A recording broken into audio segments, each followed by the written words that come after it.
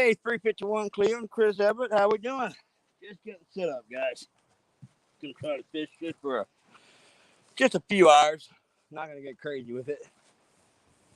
But came down the river on the upstream side of a wing dike. It's one of the few places I can get to right now. So we're gonna give this a shot. And got some skipjack and some silver carp for bait. So we're gonna see what happens. I got some pretty good sized baits out, except for the very end right now. I got a smaller piece on. So, hey, what's going on, Downey's Tackle? Downey's, I'm gonna have to check out those new cat rigs you got out sometime.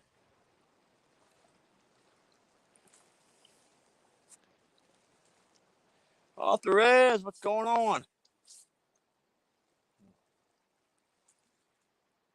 Right now we're the river's in a little bit of a stable period, just for a few days, for a couple days it looks like.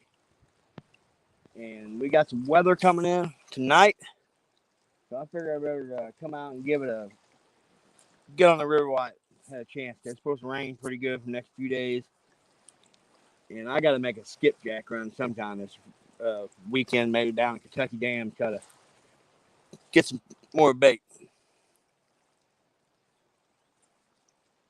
Downey, yeah, like I said, I'll have to order some from you sometime.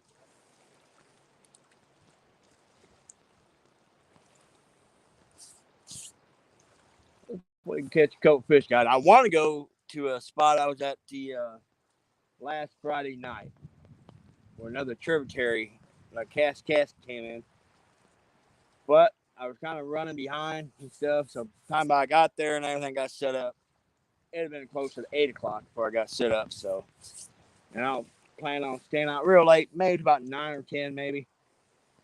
So we'll see what happens. I've had good luck in this spot in the high water. So,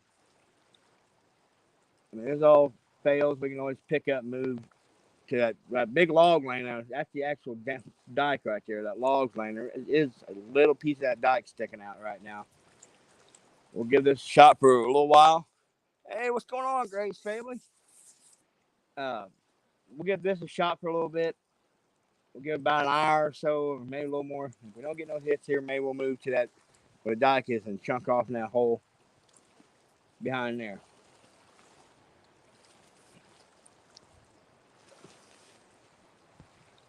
But I don't know. We finally warmed up today. Last 2 days it got cold again here. The weather was absolutely freaking beautiful, like over the weekend.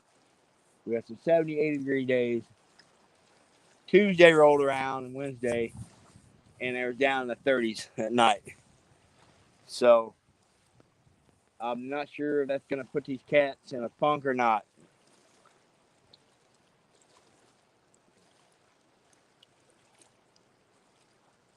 But let's figure I'd try this on the upstream side of a little shallow water. And maybe these cats moved up in the shallow water because it warmed up a bit. But like I said, we'll give this a shot for a little while, then we can always pack up and head down to that dike over there. It'll be a little bit of pain in the rear to get over there, but I don't think it'll be too bad.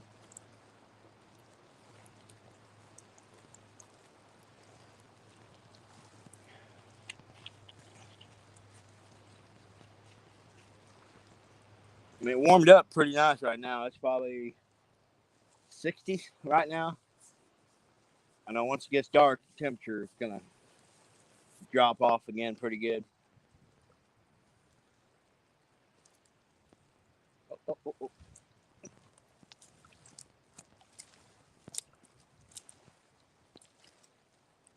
Fish on, guys. Fish on.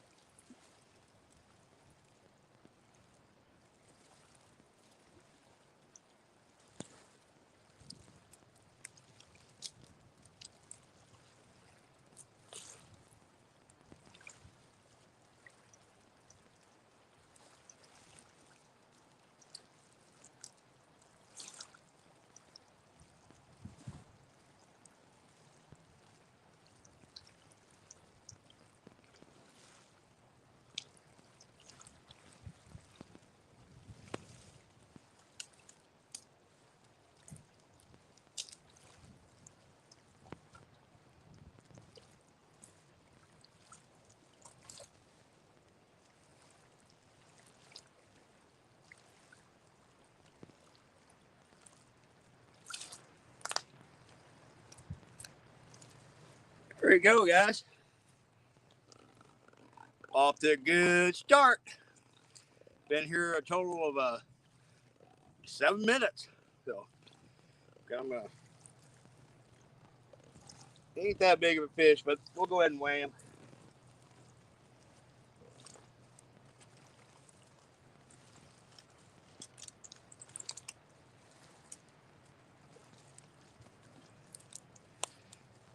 Going on, Steve Mosley, Ernie, Hillbilly Moonshiners.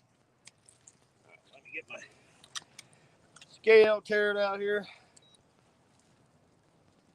And that one is on a piece of skipjack body.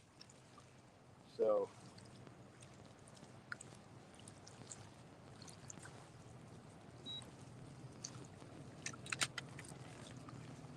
7 pounds, a little 7 pounds. So talking to me. All right, guys, one last calm down. One last look, and we'll get this guy back. What's going on, Joy?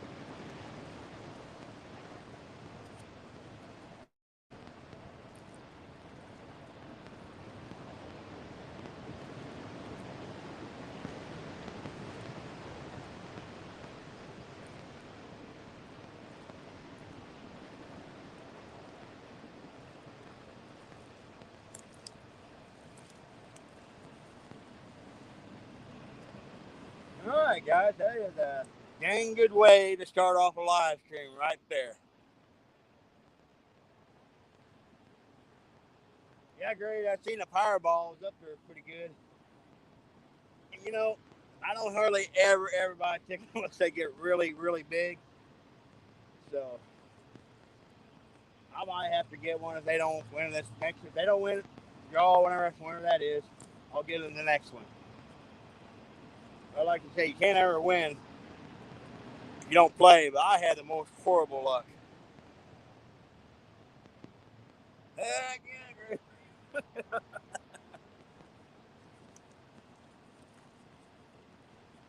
Yeah. If these fish start hitting skipjack, I might be in trouble because I only brought one with me. And I've got a really fresh Asian carp, but I only made a few throws of the throw net. And got that one Asian carp, and I grabbed that skipjack out of the freezer.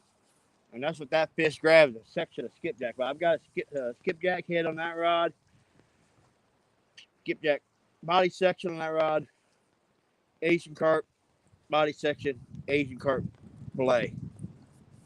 So we got a little bit of a variety out there, and that fish hit hard. That's kind of, and hopefully the bite will pick up. What's going on, Sandy? Yeah, I know them daggone Powerball tickets. They're cheap, but man, I'll be what I don't ever think about it. I mean, I literally get fuel dang near every other morning, and they sell them at the gas station I go to, and to be honest, it don't ever cross my mind. That and plus, it's usually about 3:30, 4 o'clock in the morning, and I am not awake.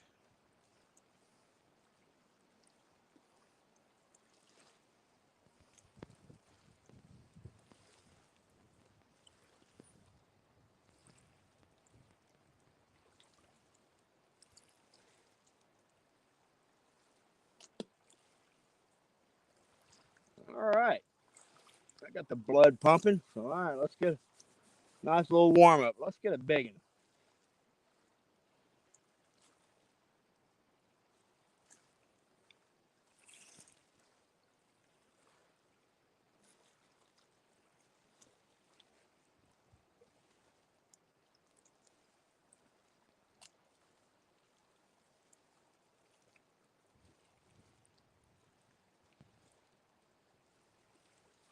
I should have grabbed him. I had a whole bunch of bluegill heads from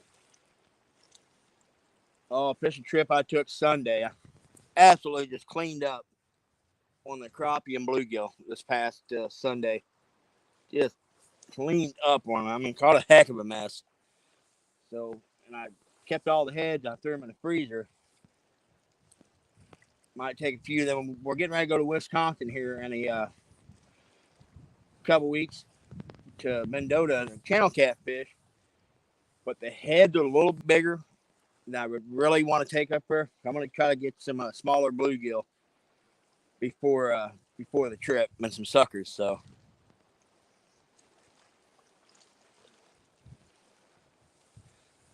Appreciate it, all threads. Hit that thumb. And Hillbilly, if I didn't say hello, hello. I seen you came in when I was messing with that fish.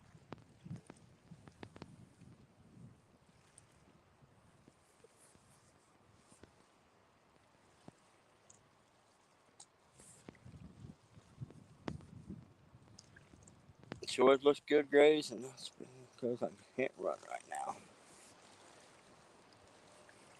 Ernie, I'm looking forward to seeing you and Chrissy at Mendota. Can't wait to see you guys.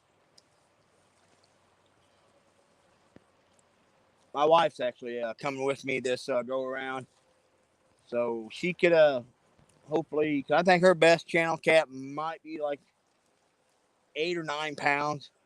So hopefully she can break her PB channel cat when she's up there.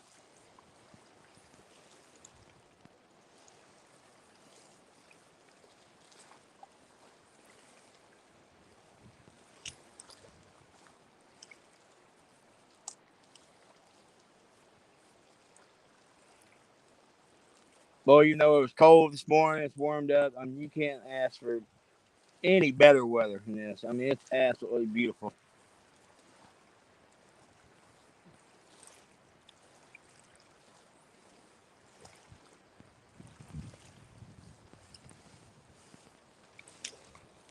Hey, Brian. Oh, you finally figured out how to get you. Brian, you just came in. I was here literally not even 7 minutes, and I caught a 7.5 pounder already. So if you rewind back in the stream, like I said, it was like right at 6 minutes, I guess. And I literally had just got set up, was talking to folks, and bam, rod got slammed. So we're off to a good start anyway.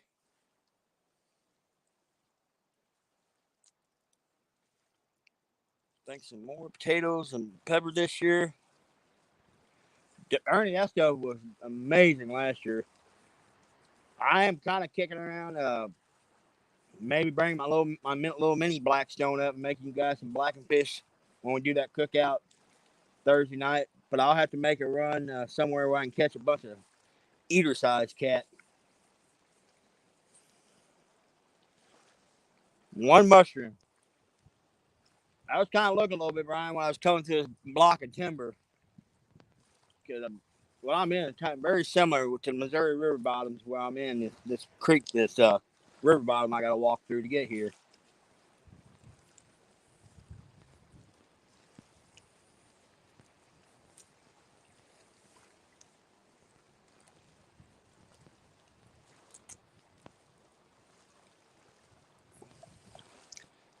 What's going on, Creel? Creel, we've got one already. We got one about 7.5 pounds already. As soon as we got set up, so caught that on a piece of slicka. I've got skipjack, or most Creel calls them slicka, and some Asian carp is what I'm running for bait tonight.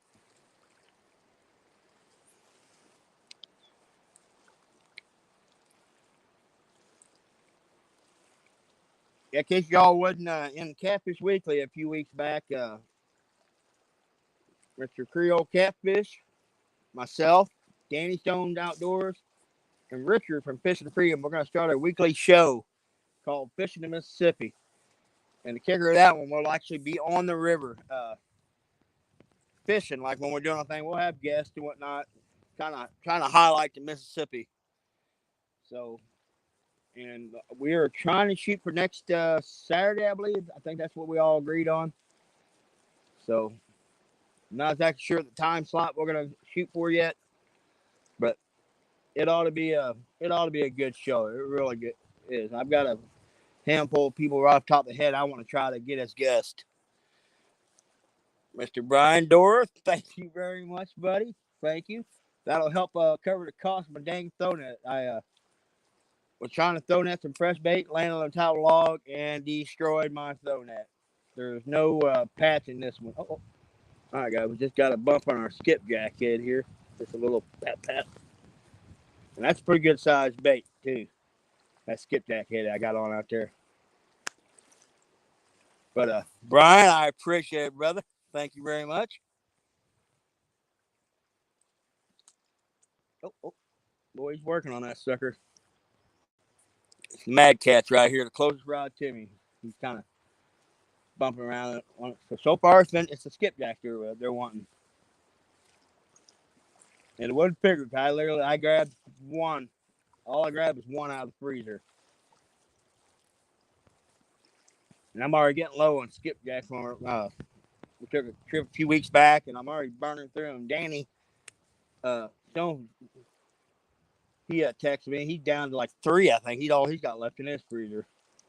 So we're gonna have to make a run, hopefully maybe this weekend, and stock back up. What is going on, Lance?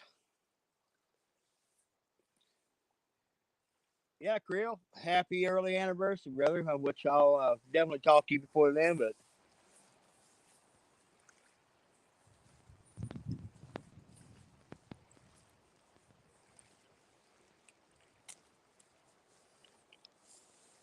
The 18th.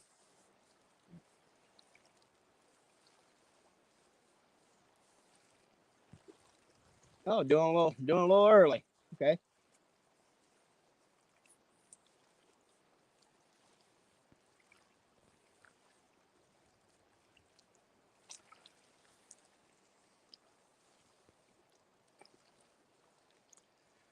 Hey, what's going on, Chunky?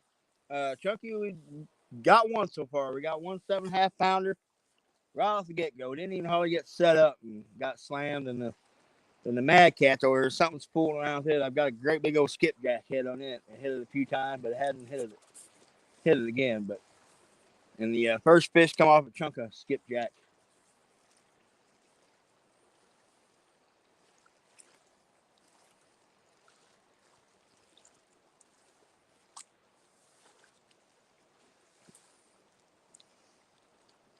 The river, guys, is really, really high right now.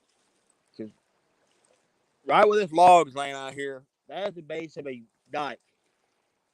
And I don't know if you guys can see it. There's a red buoy out there, and the tip of that dike with the elbow is actually probably only 30 yards off that thing. And usually there's a dike that sticks probably 15 foot out of the water right here.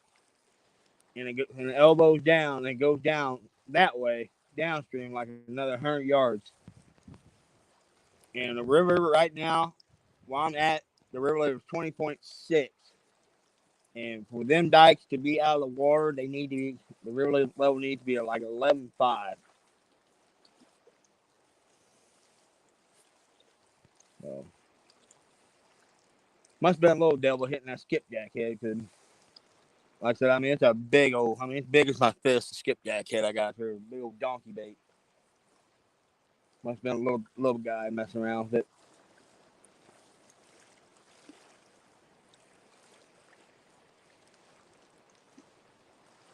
I was trying to get my wife to come out with me and do some fishing tonight, but she didn't feel the best, so I was gonna stay home, and she's like, "No, go hit the river," because she's gonna lay down a little bit, and well, I wasn't gonna argue with her.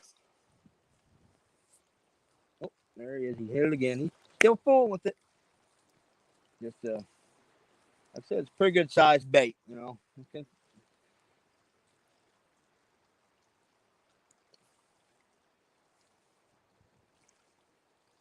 and I ran off, forgot my net.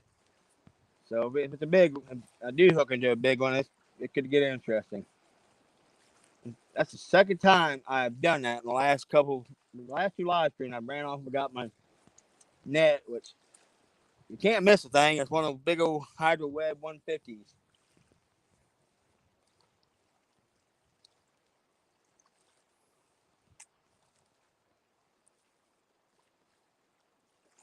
I actually seen Creole. He had got one. Big old used net. And I was like, all right. And I seen Kevin, the Palmetto Cats, had one, and a few other guys. And my wife and daughters actually pitched in and bought me that thing. And oh my God, that thing's ginormous. Went fishing my ranch, caught her first yellow. That's awesome. Hey, what's going on, Catfish Fever? Yeah, me and the wife's anniversary is the 28th of February. That's right, Chris. If I have to, I'll belly flop on it if I have to. Yeah, our anniversary is February 28th, and for several years we used to go to trout fishing because it always opened the weekend of our anniversary. So we'd always go trout fishing a lot of times for a while. We used to do that for several years, but last couple of years we've done other stuff. And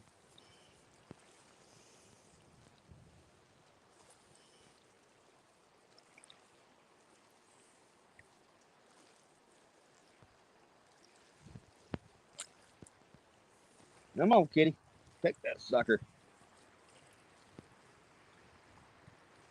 Yeah, with this weather starting to warm up, the bite's definitely starting to pick up a little bit. But that water is still freaking pretty frigid. Yeah, it's a good spot. Not best spot I've got, but it's a pretty decent spot. I'm actually on the upstream side of a dike. And I'm in this a little bit shallow water right now. I figured it was down in the 30s this morning, high 30s, and it got up to upper 60 day. And I was kind of hinging on these fish moving up into this little bit shallow water on the upstream side of this dike. Plus, there's an eddy out here, is where I've got my rods at. And then if I'd go, there's probably maybe, if I had to guess, probably 30 foot of water right here. Goes down from like 10-foot ledge down to 30 foot. But now, if I literally would go on the other side of that log and throw off in there, I'd be hitting almost 70 foot, 80 foot of water.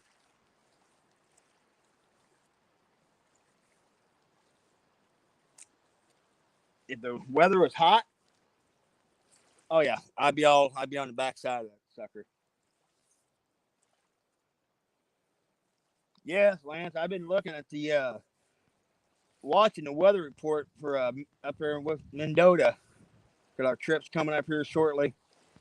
But it looks like the 1st of May it's going to start getting in the 60s for a high, and it just as the days go on, it gets up and keeps getting warmer and warmer. And I'm hoping it's going to move them big channel cat shallow. I've got to get on the ball and start getting some fresh bait for that trip. Get some bluegill, some chubs, and some red horse sucker is what I'm going to plan. Is my game plan.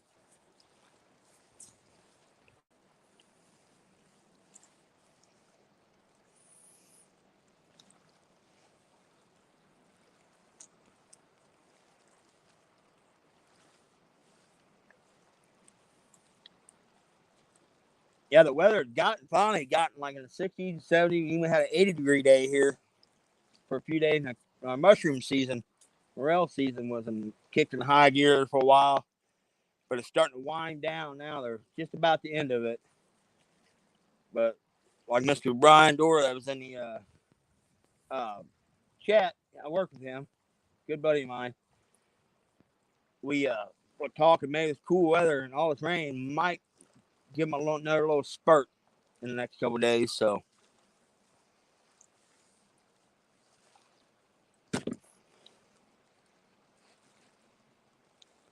hey, Catfish Bandit and Mr.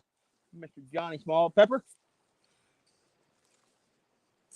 El Gato, how we doing?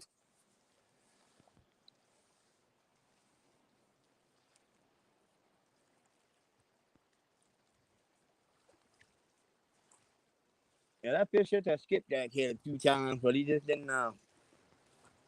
Never did load up on it. Like I said, it's a big, big bait. I probably could downsize a little bit, but I want to keep at least one big, big bait out there.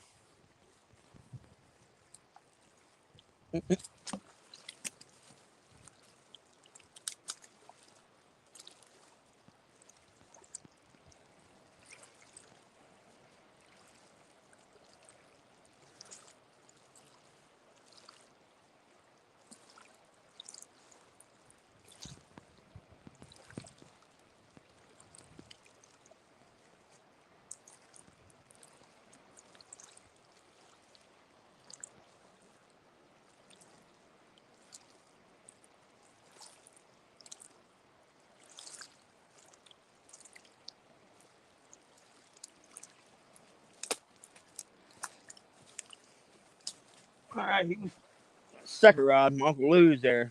He was getting popped. He wasn't real aggressive, but he was hitting on it pretty good. I thought he might take her down. We'll just back off and hopefully that fish will come back and nail it.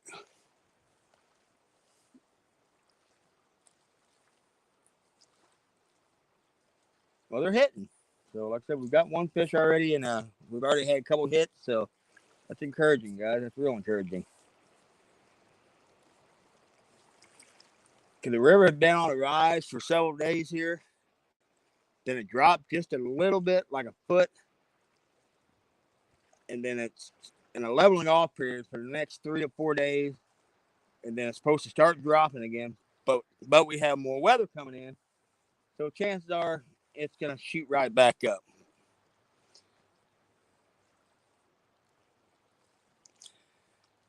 Yes, I've actually got another. I need to get a GoPro.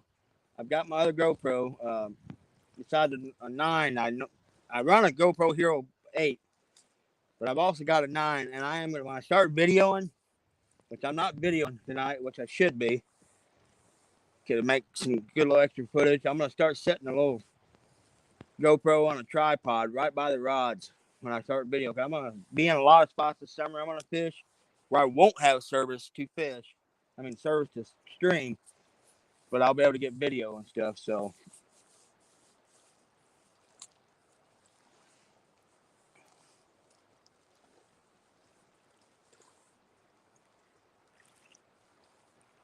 yeah, Creel, we're just, oh my gosh, I guess we're probably 60 miles downriver, 70 miles downriver from Alton.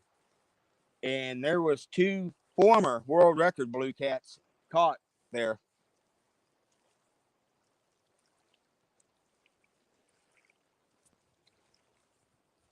And Epic has caught a few fish that he was saying that was world record size, but the Illinois DNR does not get in a big hurry to get to where he's at. And so much respect for the man for releasing those fish and not killing them. And he just released them after they said they were gonna be there like a couple 2-3 hours when they get there, which is no excuse for that. But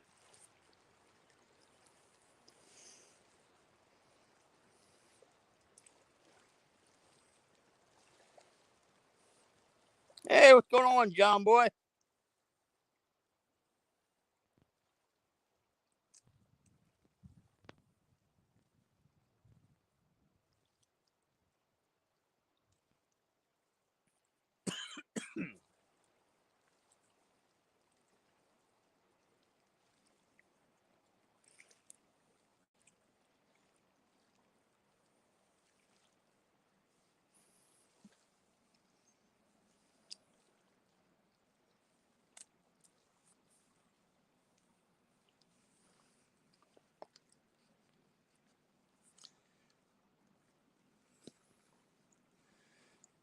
Yeah, Creel, you're definitely absolutely right. My honest opinion, anywhere from Alton Dam down to all the way to Louisiana, you have a chance to catch a world record cat.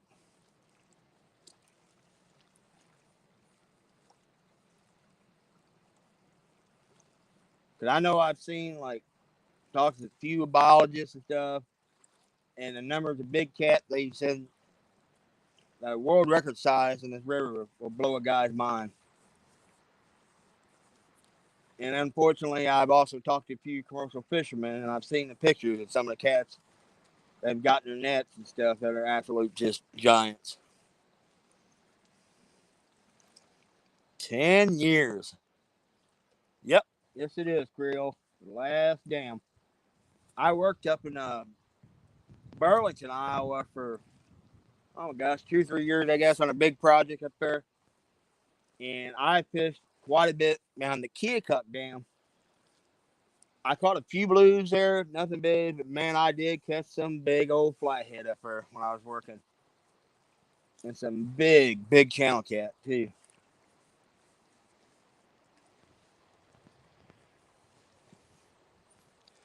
Jeremy, I am using skipjack and fresh Asian carp. I throw netted, but unfortunately, I destroyed the throw net when I was getting him. And we've already got one, Jeremy. We got a 7.5 pounder. Heck, we weren't even here, 7 minutes, and we got one. And we've already had a couple other hits. So, speaking of that, Uncle Lou just got popped again.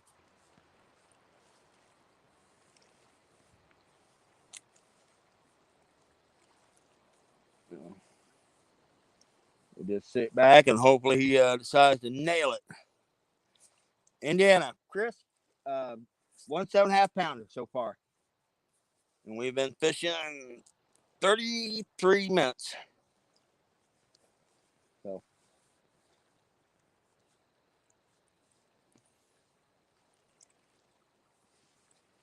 well, when I first set up, I thought, well, if this don't pan out, I was going to move down below that dike, but more like I'm probably going to stay put now.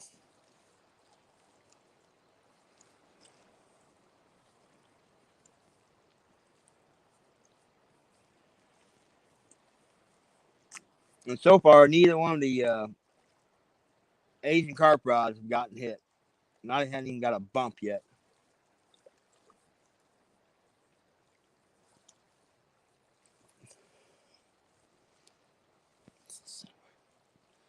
The center of my fishing area is about 330 miles from the Gulf. So we got a lot of river between us.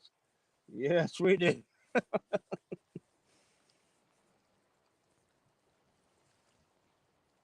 Me and the wife talked. We're going to try to get a Florida trip in this year. Well, we talked about maybe coming down to Louisiana and fishing. Get back out in the Gulf because I absolutely love surf fishing. When I get a chance, or else getting my kayak out like an international coastal waterway and fishing for those big red, Jack Crevalle, and then on the beach, of course, whiting, papano, and shark.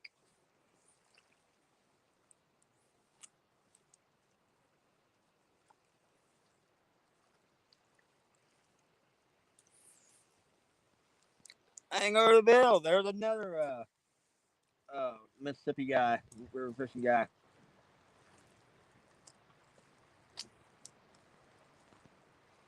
There's another. We had Steve Adams in here early. He's a Mississippi River guy. And those are some of the individuals where once we get the our talk show up and running, some of the folks we're going to try to get in on, invite as guests. So.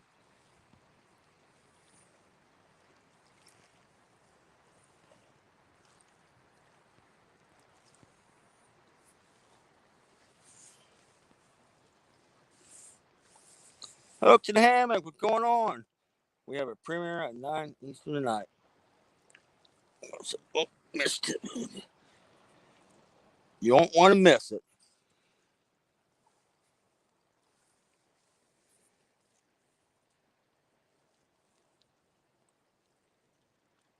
Telly and Chris and other folks, they came to Mendota last year with this. And boy, that last day we was all out, Chris and Telly lit the channel cat up in their kayaks.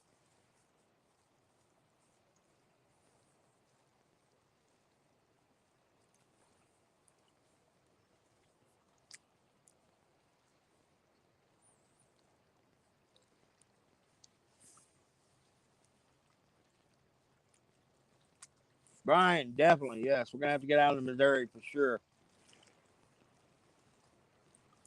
I'll try to, like I said, hopefully I get a trip into the Kentucky Dam this weekend and load up with some skipjack, so we have some good bait for it. All right, I got a bunch of slack in my end rod down. I'm gonna reel that sucker up. What's going on, Chrissy?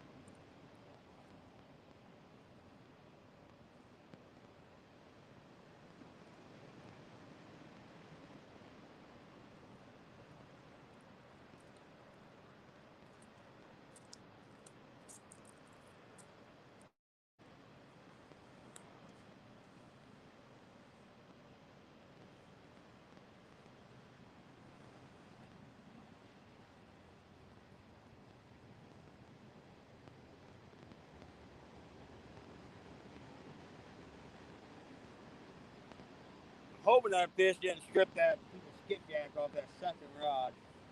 He was working on that thing pretty good.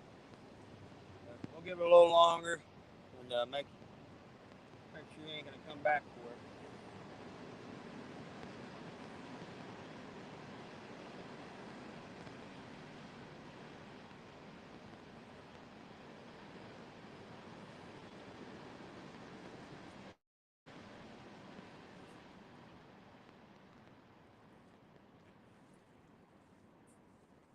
Carp or something just rolled up out there, pretty good size.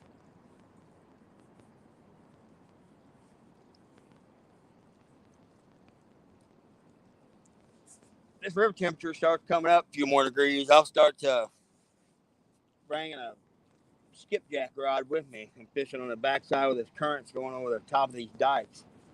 And sometimes, like, you can get lucky and get into them.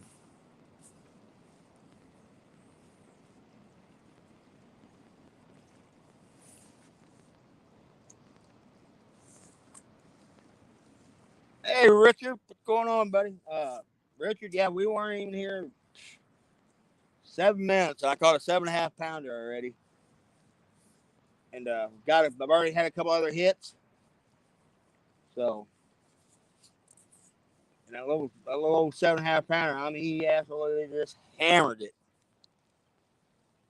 and the other hits I've had been kind of just little dink hits.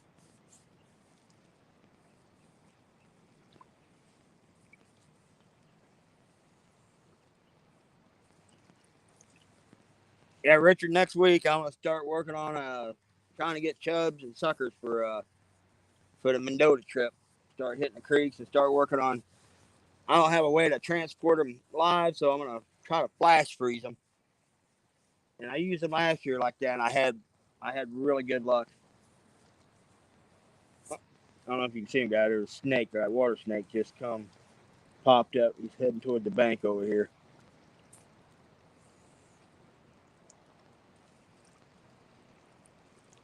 First snake in the river so far I've seen this year.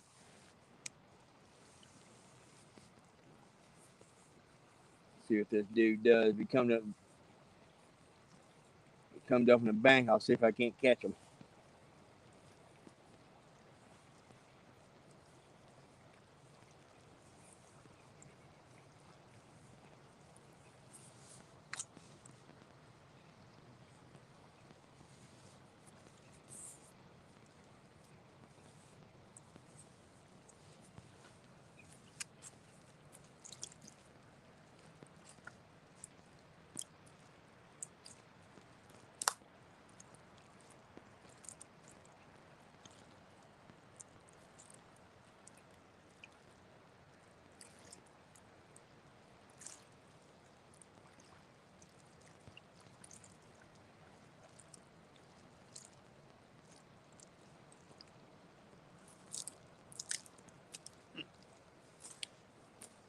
don't know where it disappeared to.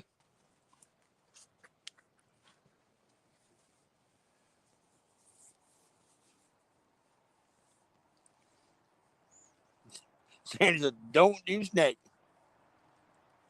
Yeah, Rich. I think we'll be good on bait, man. I'm just nervous about the water temperature right now because it's been in the 30s up here still. But like I said, I was watching the weather, looking at the advanced forecast, and it looks like starting 1st of May, it's going to have daytime highs in the 60s. And as our trip gets closer, it starts climbing up to upper 60s. So hopefully that'll get them catfish start pushing up in that shallow water. Nope, yeah, he's way out there now. I think he's way out there about 10 foot off the bank messing around.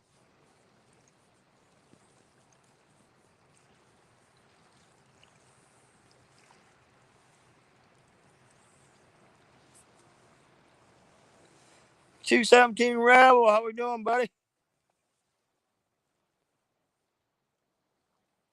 Yeah, this particular spot I'm in, I don't know what it is, but this has got to be one of the snakiest spots I've ever fished on the river.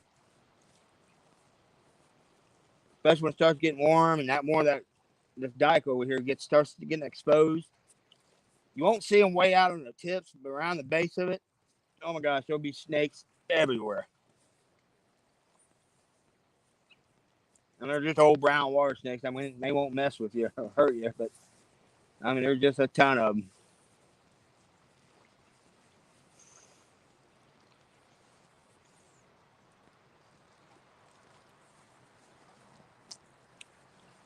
Yeah, I think on the 11th, Richard, I think the high was like 65 on the 11th of May. That's what the advanced forecast is showing. And I know when we was up there, it was pretty. Last year, it had been in the 70s for a couple weeks. And that first day we was up,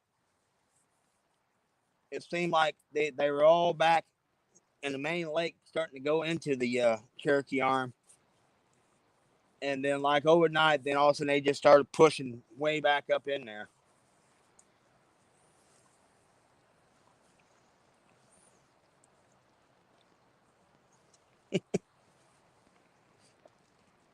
Hey, Steph, real gal. Yeah, the wife gets a little leery if she comes down here with me. Like I said, there's so daggum many water snakes that hang around this area. Well, one thing too, like I'll be sitting out here at night with my light on, and there's like field mice everywhere running around.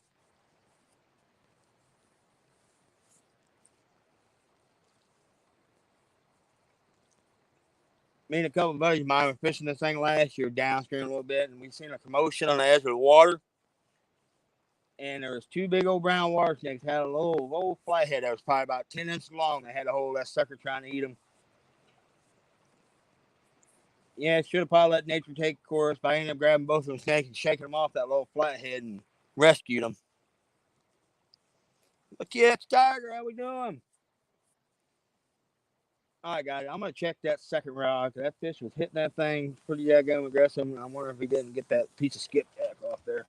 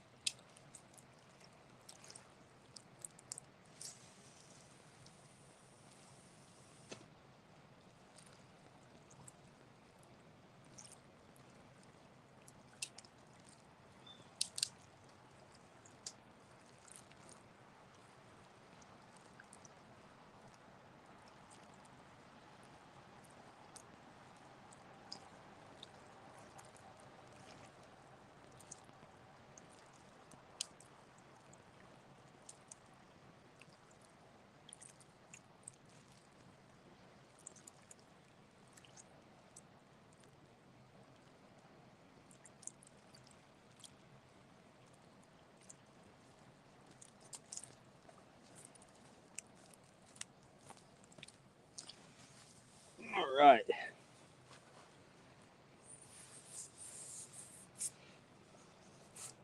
What's going on, Cody Robinson?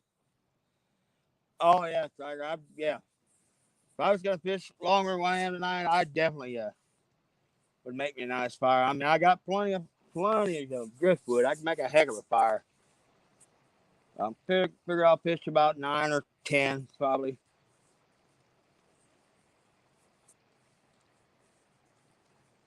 Work comes too early during the week.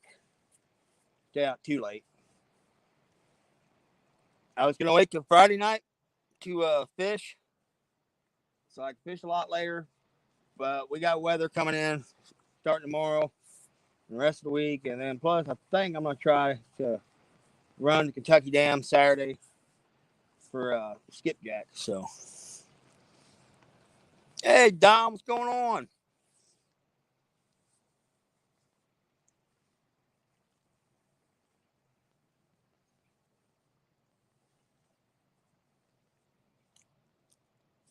We need a flathead, y'all. I haven't caught a flathead yet this year. I've got everything else, but I have not got a flathead yet this year. I'm ready to get into a flathead.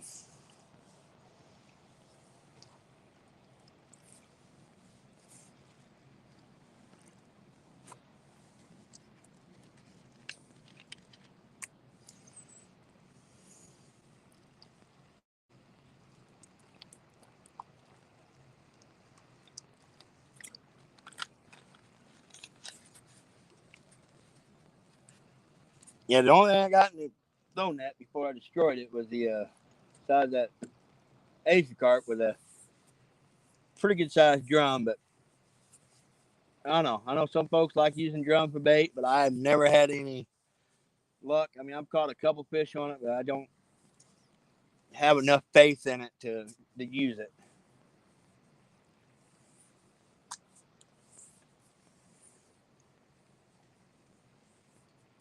And when this water temperature starts getting up in the 70s, yeah, I know, Brian. Yeah, like I said, I'll probably fish for 9 or 10. So, and I'm not too far from the house, so I can still be in bed by 11:30. So, but I love using like the silver carp or the Asian carp for bait. But I start doing really good with it once that water temperature starts getting up in the 70s. I have really, really good luck with it. But then I'll start using a lot of common carp and buffalo for bait too whenever that water temperature starts getting up in that range too.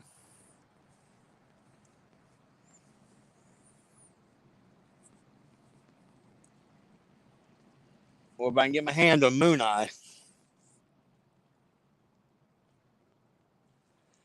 Yeah, like I said, drum. I mean, I've used it when I've been in an absolute pinch, and I've just never had that great of luck with it.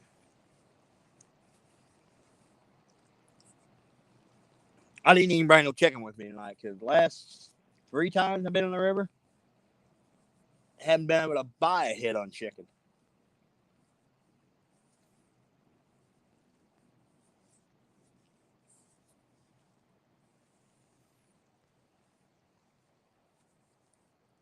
And that's one of the baits I always bring with me.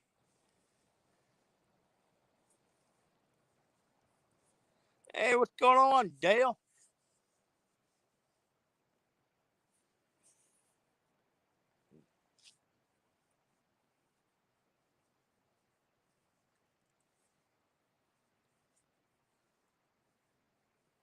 All right, fish.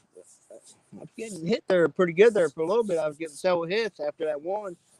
Bites just died down just a hair.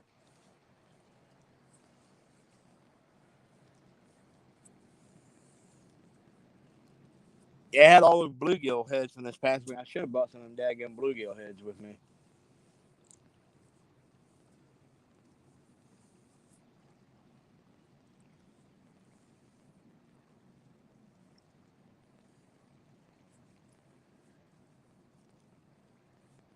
I'm out here wearing shorts in another few weeks. Definitely won't be wearing any shorts out here. Dang, on this main bank, mosquito will be packing me off. common carp, sucker, buffalo work. Yes, I love using like buffalo, sucker and carp. I, that's one of my favorite baits.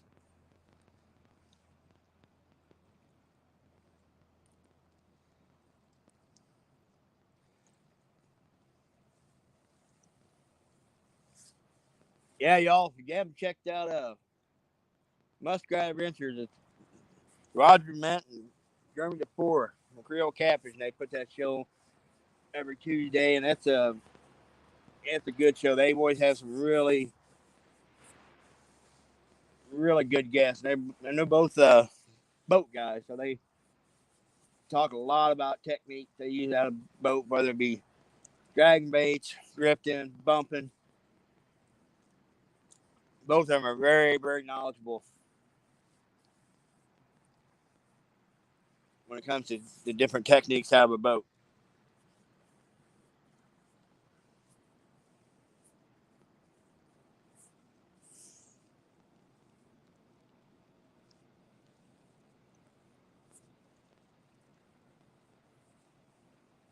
Come on, fish.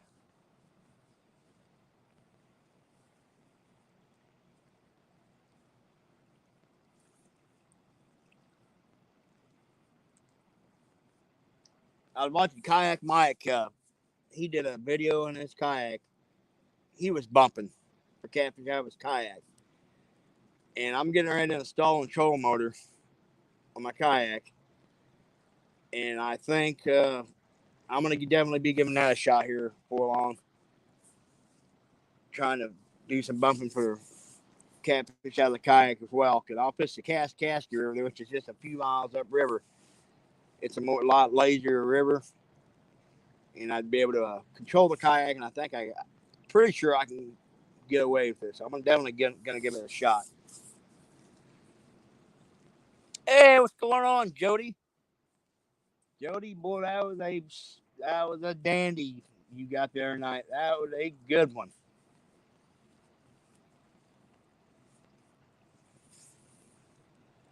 So far, we just got one. So far, Jody got one blue so far.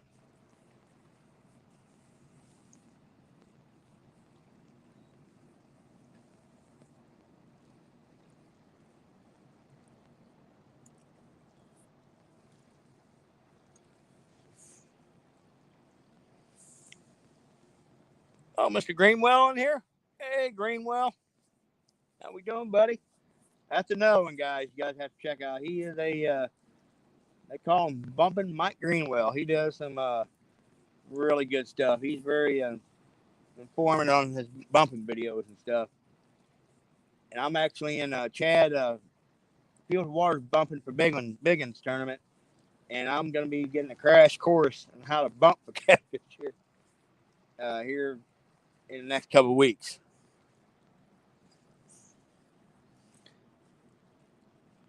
Hey, what's going on, Bugman? Got 41 wonderful people watching the rods with me. Folks, when we first got out here, we got that one fish, and we were getting all kinds of hits when we first got set up. And it's kind of laid down, which usually seems to be the case a lot of times. That hour or so before dark, it's really good, and it usually seems like it slows down a little bit until it starts to get dark itself. Then it seems like the bite will really start picking back up sometimes. But with the up and down fronts we've had the last few weeks, I wasn't even sure how the river was going to do today. Like I said, this past weekend it was in the 70s, 80s, and the last two nights it's been down in the 30s.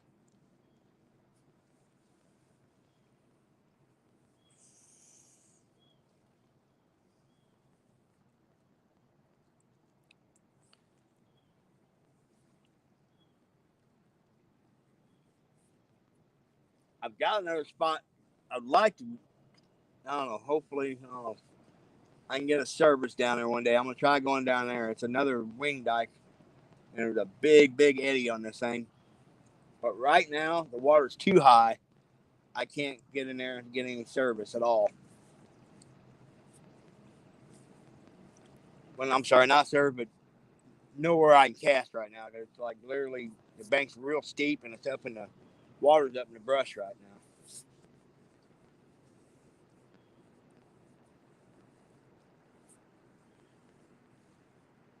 It's a really, really good flathead spot.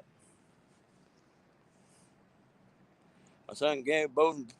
Yeah, I know that's gonna be a shootout crew. There's some good guys I know. You, Mike Ringwell, and there's a few other guys. Josh, he does pretty decent bumping. Like I said, I'm gonna be getting a crash course in it.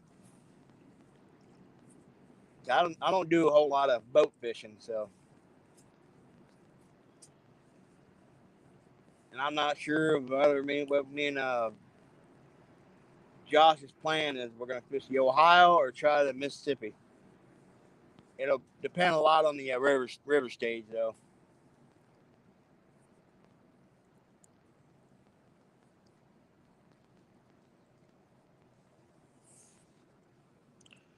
Won't be too much longer. I'll have to set a light up here.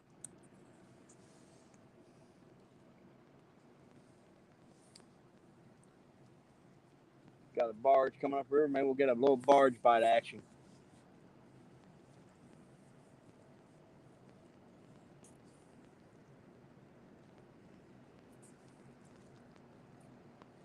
Got a lot of carp and stuff. I can see them out there like there's a little bit of slick water out here. I've been seeing a lot of carp and stuff rolling up.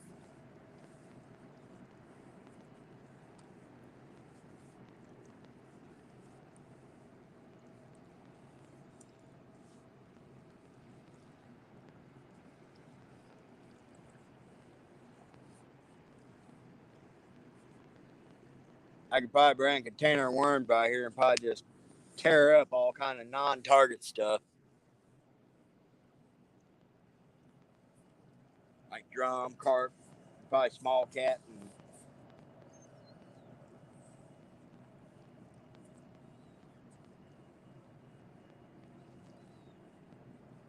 starting to get this cloud, starting to get dark back there in the down the river there. Looks like that system's starting to come in.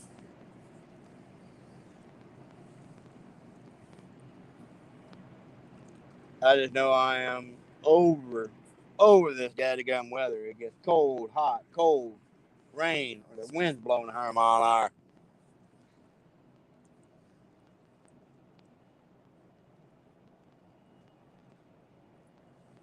Yeah, that's actually, I've been waiting on that because we've got that Mendota trip coming up, that Wisconsin trip with them big channel cat, and that's what them catfish are up there doing. They're targeting them spawning carp and eating their eggs. So I've been waiting for these carp to start spawning around here. I was gonna grab my bow fishing rig and whack a few of them, cut them up in chunks, and take the eggs out of them. And I was gonna take some carp eggs and put them in a little piece of pantyhose and fish for them channel cat up there with them. But like I said, the weather's been so dang cold and everything, they haven't started spawning here yet.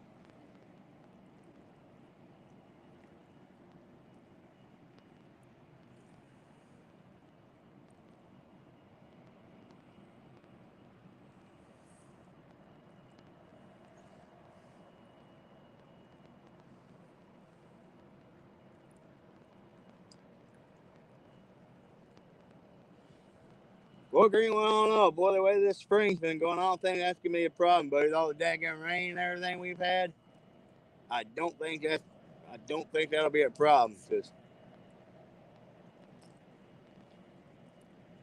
I know, like, well, here in the Mississippi where I'm at, and I'm sure the same way where Creole's at, it's bank full and it's rolling pretty daggum good, and it's gonna have to drop a lot to get back down to even close to normal stage.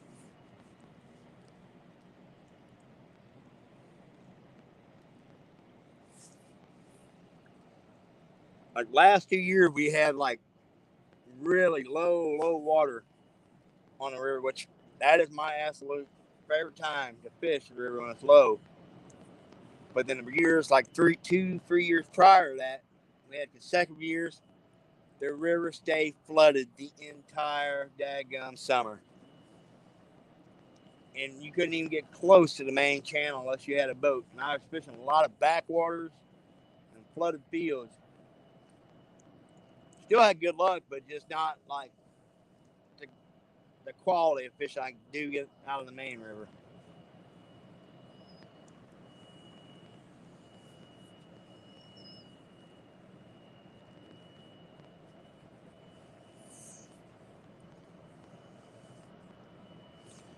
Trophy Seekers, how we doing?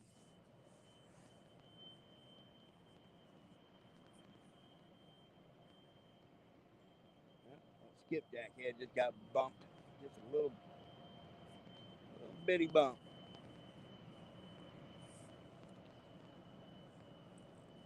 Yeah, still see the rods. Pretty good, looks like. Here in a little while, I'll get these lights set up.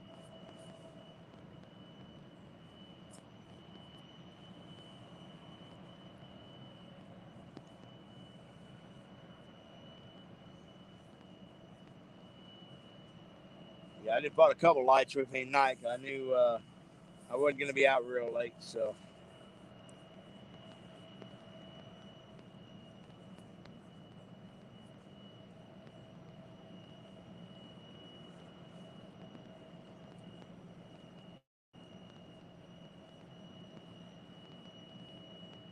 An old barge, she's running empty, sitting high in the water. She's running empty. She's going up.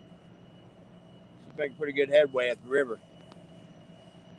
I was fishing. Where I was fishing last Friday night, there were several barges that come by me. And they were running full, and it seemed like it took them forever to get by me. And they had the bank all tore up from the backwards and everything.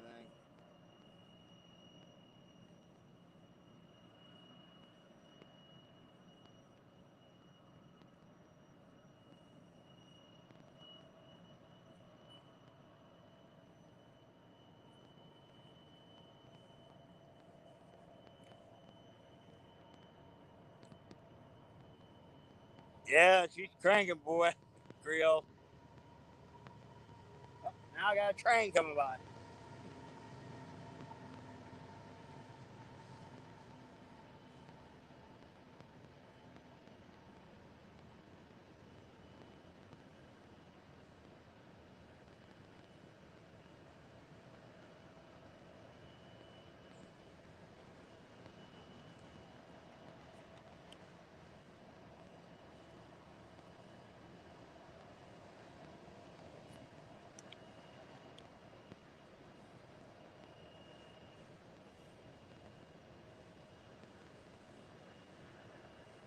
We always talk about that barge bite.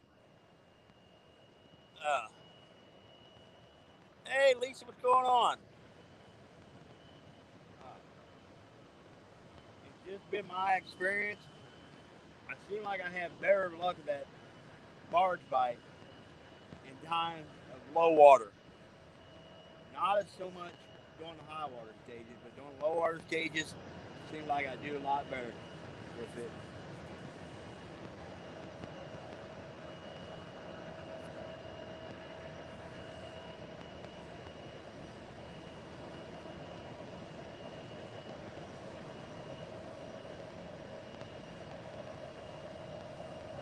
Let's see, we've been here right at an hour. Lisa, yes, got one small blue, about 7.5 pounds so far. And like I said, we hadn't been here but just a few minutes. We caught it, and we had a couple hits earlier. The bite has definitely died down.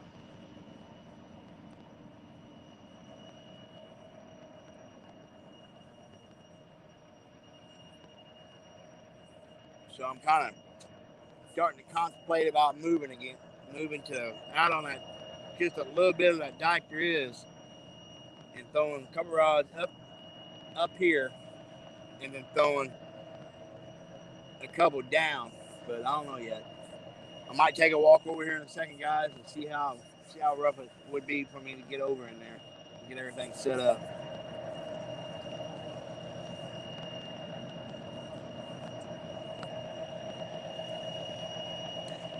I hope so, Lisa. I hope so, Ray. I'm ready for a big one.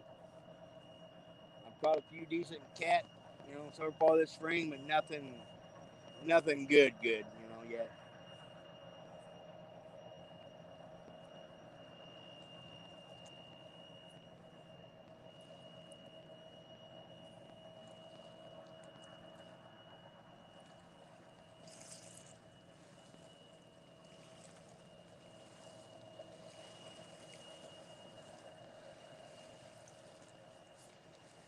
Boy, folks, I should have ate something before I come out. Whew.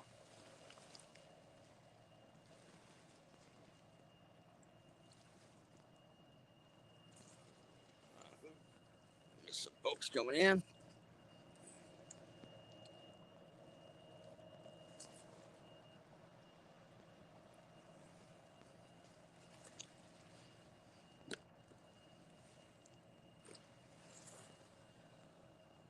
Hey, Abbott, didn't see you come in, buddy.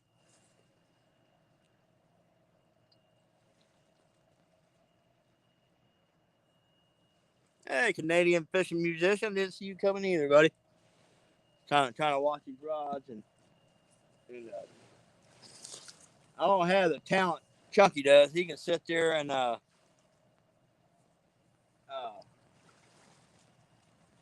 face the screen and watch the rod back. I've tried it before and man, I can't do it. Asian carp sushi. I've definitely got some. I've got some fresh Asian carp over here. But oh, I wouldn't be opposed to eating it fried, but or grilled or smoked, but raw. And I like sushi, but man,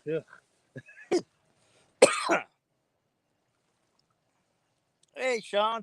When I first got here, Sean, I nailed one right off the get go, and had a couple of hits. We've been here right just a little bit over an hour now, and they were hitting. When I first got set up, they were hitting pretty good, and then as the shadows started to get a little longer, the bites slowed down. But that seemed to be the typical case. This spot I'm fishing seems like it does slow down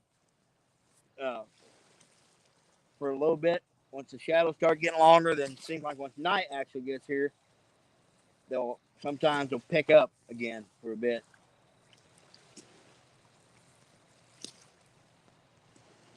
I did find a spot. Back when I used to fish years ago, I went and checked it out a couple weeks ago, and I actually had service, and I was pretty excited about that. So that's gonna be another place I'll do some streams from this year. But it's one of those places. It takes me a little while to drive down there, so it'll be one thing I'll have to do during the weekend.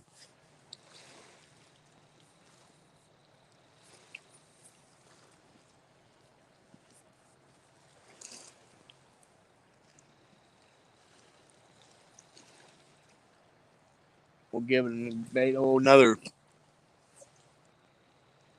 15, 20 minutes, and we'll freshen up a couple of these baits.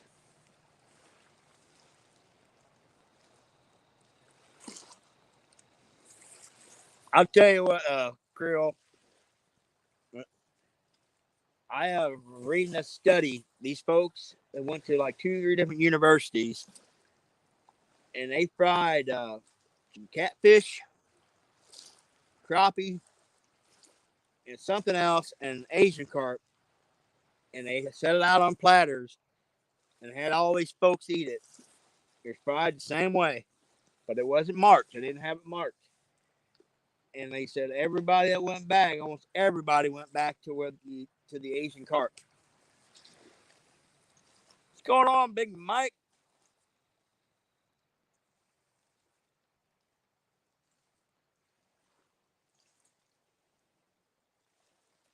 Oh man, whenever the river goes back down, right where that log's laying, and that dike, this big wing dike comes out of the water, them daggone Asian carp will be in there by the freaking thousands. I mean, they're just lousy in there. During a hot summer day, they'll be just everywhere on the top. And you can take a snagging hook, and within a couple, 2 or 3 casts, you'll have all the bait you need.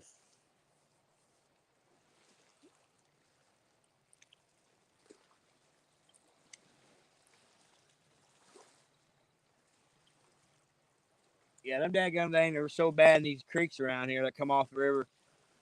I don't know how many times I've been on a kayak and I've had them knock the crap out of me. A couple years ago, I was at one of these creeks a few miles up from the river. I was bass fishing, and I had a freaking one of my Fenwick rods, and I had an Asian carp landing right on top of it and snapped my dang rod. Big Mike, thank you, buddy. Thank you so much, man. You didn't have to do that. I appreciate it, my man. And Big Mike's another guy. Man, if y'all haven't checked out Big Mike, he fishes the Tennessee River. And he's a fellow bank fisherman, and that man pulls in some dandies, y'all. He's always looking for that hundo.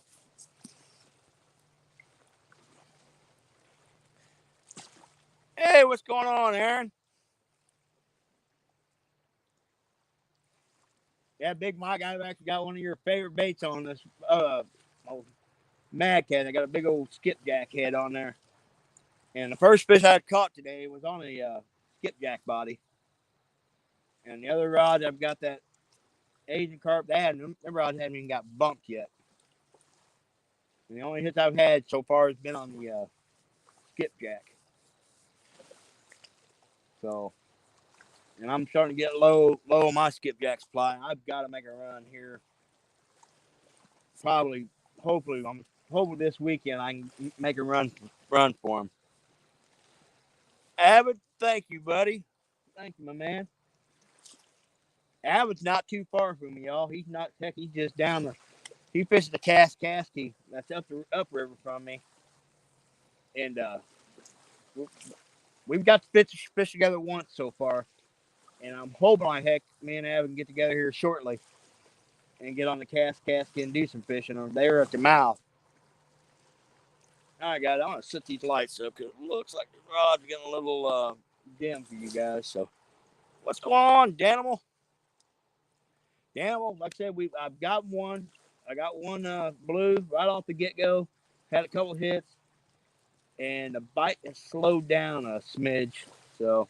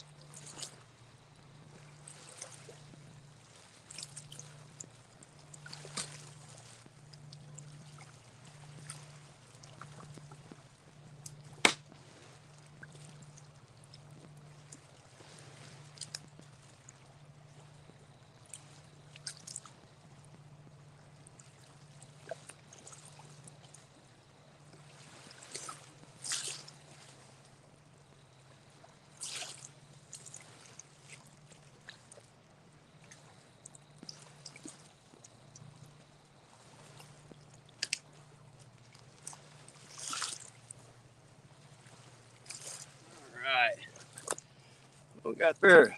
Hey, Big Mike. Thanks, buddy. Wow. Lights freaking glare. Kill me here. Lisa, thank you. Dang.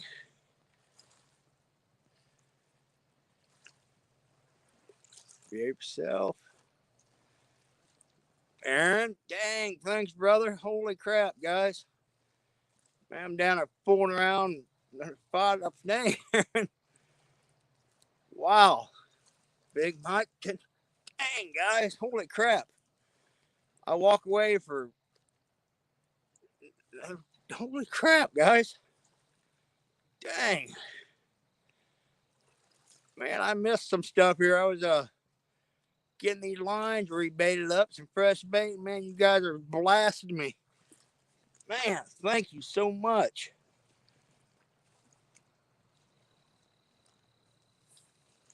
Walks up. Oh, man, guys. Holy crap, guys. All right, let me adjust these lights just a little bit. Dang, guys, thank you so much, man. Thank you so much.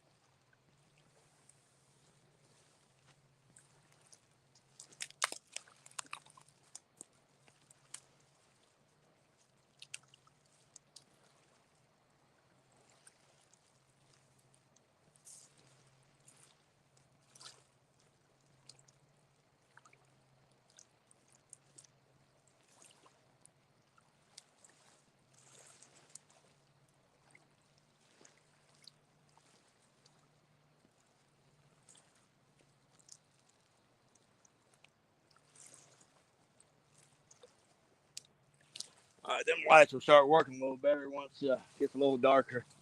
Holy crap, guys. I'm absolutely just blown away by y'all's generosity. Man.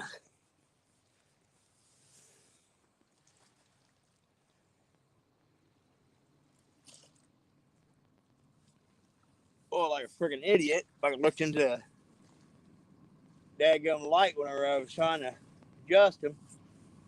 I'm half blind. I can see got spots. But it also don't help. The old eyes are starting to get bad. I really, really need to be wearing readers when I do this stuff, but I always forget to bring them. Got them. Hey, thanks for coming in, buddy. Everybody got 40. What do I got here? 43 wonderful people watching prod, man. Thank you all for coming in. Let's hope this bite picks up, guys. It like I said, when we first got set up, we got hammered right off the get-go. So hopefully, I just repositioned some rods around, and we'll see what happens here. The only rod I haven't pressured up is that very, very end rod down there. So I'm gonna try pressing it up here a little bit. I'm trying to debate if I want to put a piece of Asian carp on it or a piece of skipjack. But I don't have a lot of skipjack with me.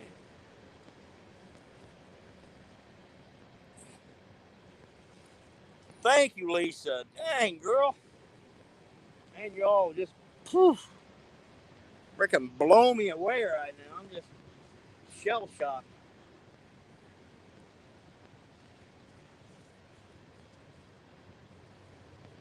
Steve Adams, my man.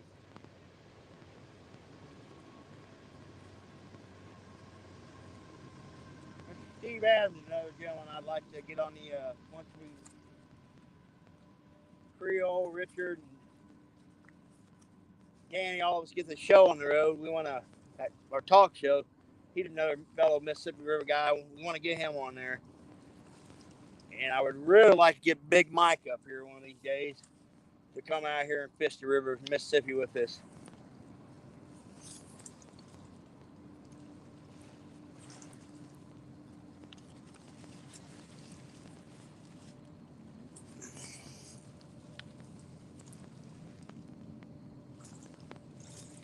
I know, man. It is.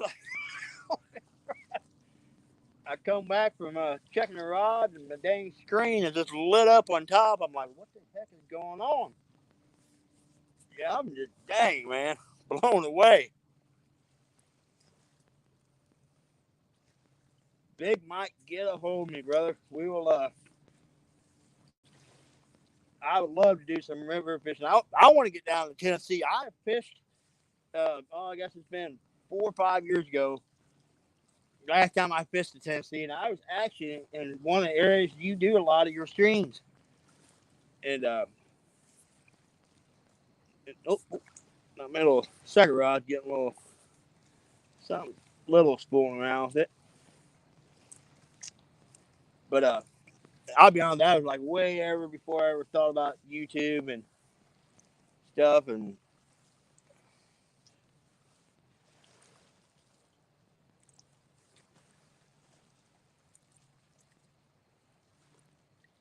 yeah, that's a pretty yeah, wow.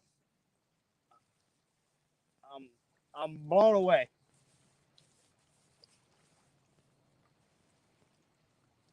Yeah, everything right now that I've been making in super chats, whatever, is just getting stuck back. It's gonna go back into the channel. We're actually gonna try to upgrade some of the camera equipment stuff because I do some hunting videos and stuff too, and I really gotta get a better camera for hunting. So I actually was turkey hunting this past Saturday, and I called the bird in. I shot him, but it was earlier in the morning, brush thick, and the GoPro, man, a lot of you guys, you know what I'm talking about. The GoPro just does not zoom in at a distance. So,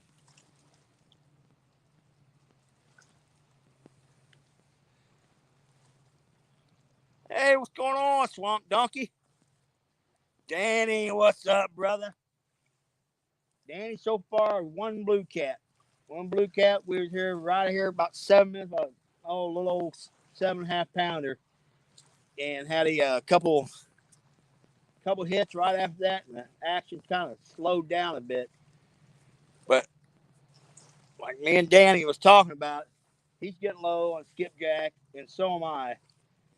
So we had kind of talked about, boy, we got a chat going between some of us about the skipjack fishing, and Richard and all of us, Josh. I'm gonna hit that thing tomorrow and see if maybe we can try to all hook up and do some skipjack fishing. Uh, Saturday or Sunday. I've got to replenish. That's the only thing they're hitting right now. I take that back. The last trip, Friday night, I had skipjack and fresh shad, big, big shad. And shad head, the only thing they were wanting last Friday night.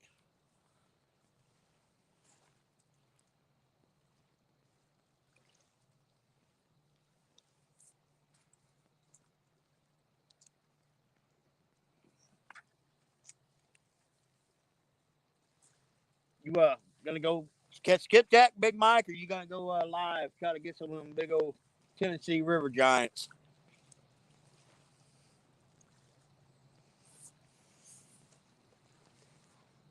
Put the old ring light on here. Boom, let there be light. I've got to adjust that. It's right in my eyeballs. There we go. Just adjust a little bit. All right.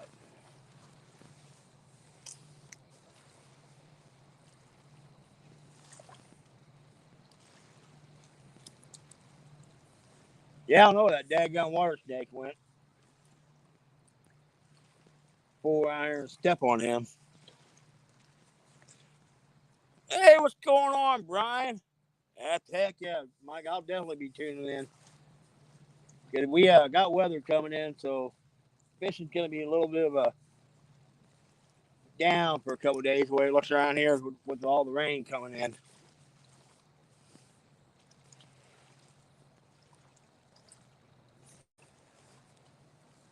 Yeah, we got Brian B has the no script. against the bait shop here tournament coming up. That's gonna be a good one. That's gonna be a good one. Looking forward to seeing that.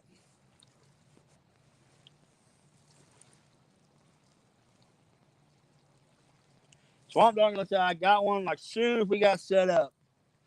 I nailed one blue. Soon we got set up, and that's been, let's see, hour and a half ago. We weren't here but just a few minutes. Caught one blue, got a couple hits, and then it has just like died down big time. And I just refreshed up all the baits except for that very end rod down there. And I'm getting ready to put a piece of fresh bait on that end rod down there. I think I'm gonna chunky it back out. And I'm fishing a current seam with a big eddy out here. These 3 rods here, and it's kind of hard to see, but there's a big log laying out there and a little hole right there. And I've actually got that bait on that end rod chunked in that hole. Hoping maybe a flathead will be up in there. So I'm gonna reel that rod in, and I'm gonna put a piece of fresh bait. But I'm debating if I want to use the Asian carp or the skipjack. And like a dummy, I only bought one skipjack with me. Trying to hoard my precious supply. It's like a 2.5 hour drive for me to get down to Kentucky Dam, so it's not like I can just run down there right away and get him. And I sure ain't buying none from any of the tackle shops around here. We got one spot up here that sells them, and it seems like every time you get them, they're like freezing burnt or they're not vacuum sealed properly, and they want like 10 or 12 bucks for one little measly skipjack.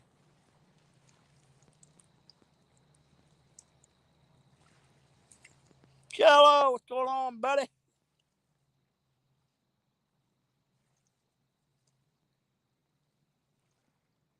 Heck yeah, Danny. I'm looking forward to seeing that. But I hope like I said, I'm gonna get a hold of you, Danny, and you and Richard in the next day or so. I'm gonna see what the weekend pans out. I try to make a run down to Kentucky Dam and reload up on the skipjack.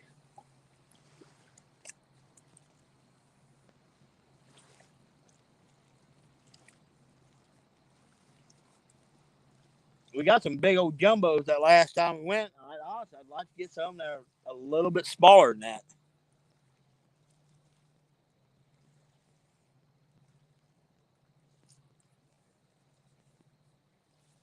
Don R. Big Mike is located out of Cumberland, Tennessee. Down there, he's right there.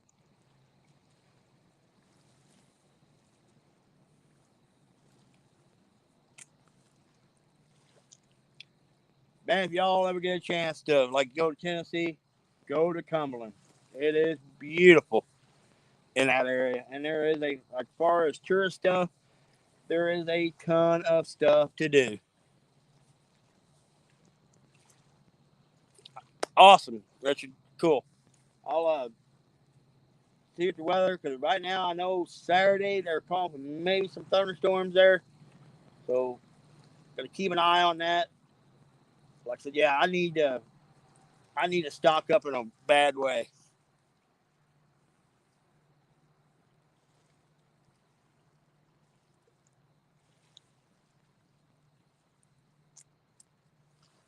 I thought about pushing it off for another weekend, but man, I've got to get on the ball and start getting bait together for the Wisconsin trip.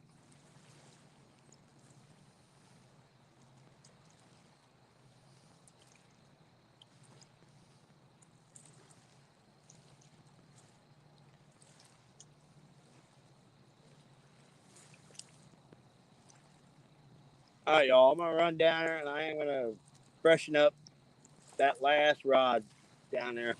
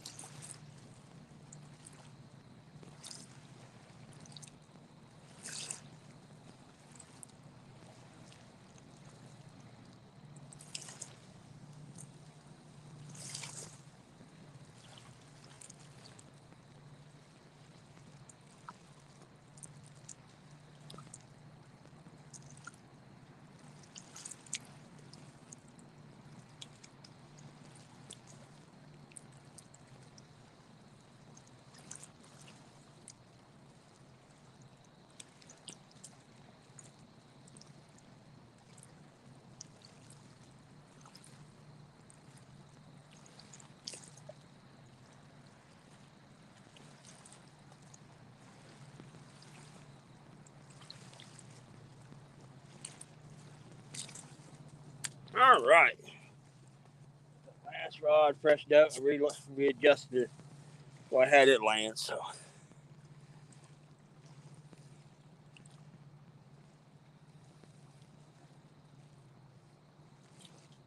Philip, hey, how we doing, buddy? Let's see what I miss here. All right, where's that? So I can come here. Going down to Gunnersville myself.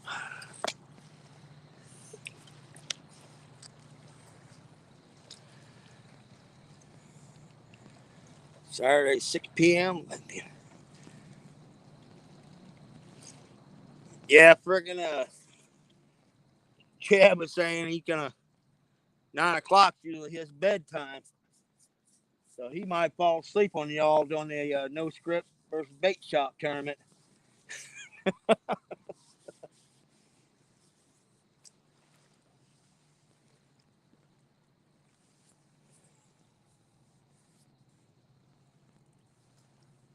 Yeah, I'm looking for their these nights just get up in the 70s and start doing some all nighters on the river.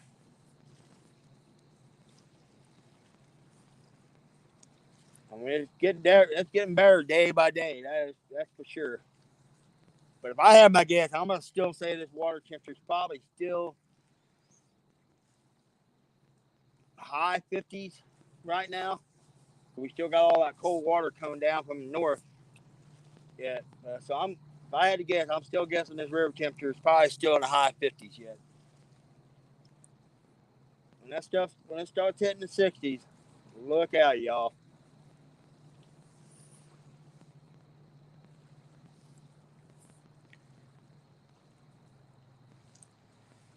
Y'all, Jeremy Bay is the other half of my Parker Pursuits team. He is one of the big reasons with him and my family, well, the reason I started YouTube.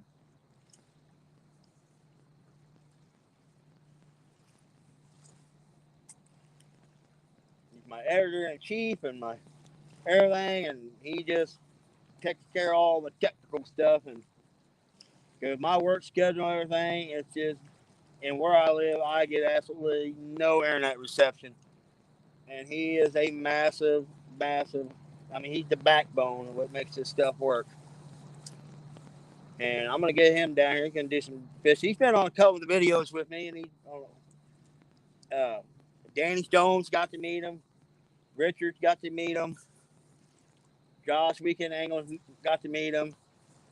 So, Miss Stephanie from Real Gals got to meet Jeremy.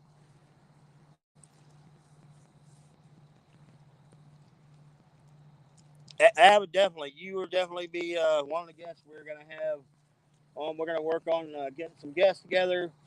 Like I said, the whole thing's in its infancy yet, and we're pushing for next weekend to be our debut of the new talk show. And the way it's going to work, guys, is like the first night, the first show we do, well, like I say, it'll be on Danny Stone's outdoors show. Then the following weekend, it'll be like on Richard from Fishing Freedom Chef channel.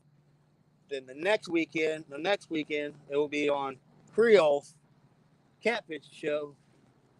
And then the fourth time, like it'll be on my channel.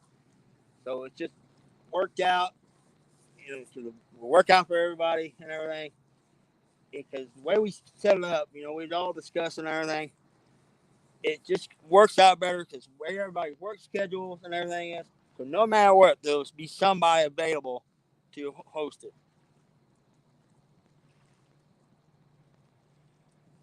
Brian B, I'm gonna be honest, buddy.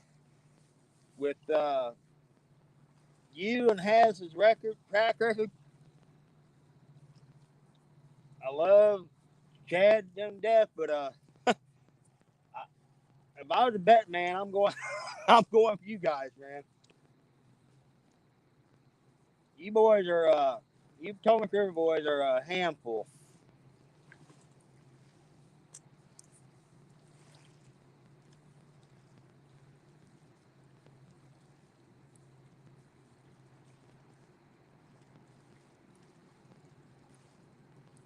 Brian, maybe we'll try to set something up later this summer once the our water temperature gets up and things get right. Maybe we'll have to do a little fish off Mississippi River, guys, against the Potomac. But once this river settles down, right now this daggum thing is higher and all hell and everything yet.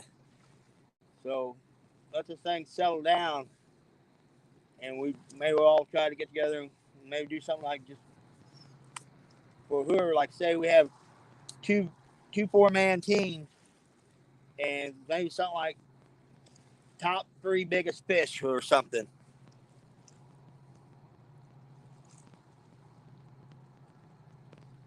Really? Okay, awesome. I didn't get a chance. I was at work today, and I'll have to check it. I know Chris has been all over the daggum country fishing blues, trying to get a big one. I hope he did get a giant. That's freaking awesome.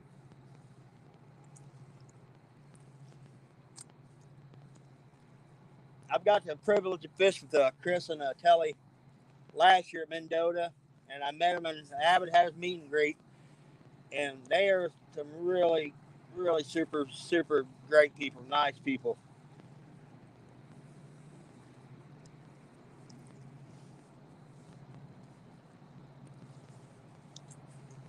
Wow, that's weird. I was just talking about Chris, and he pops in. I was just bragging on you, Chris.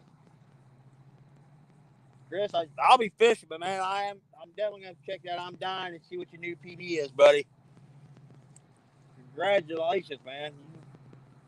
God knows you and Telly have been all over the place fishing.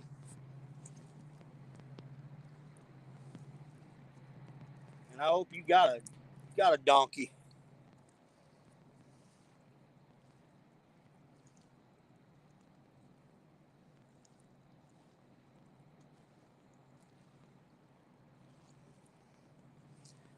I'm looking to go up this month, Jerry. Fish with Rich, Danny. Awesome, man. Heck yeah. Looking forward to that.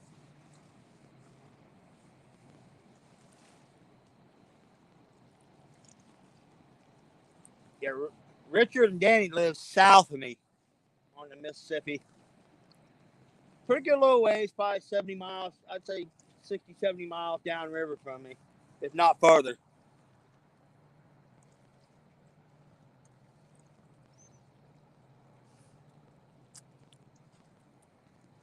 Oh.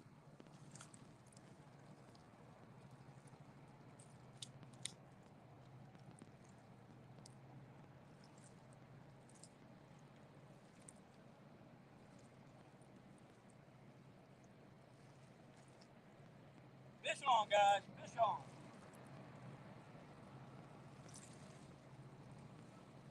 Oh.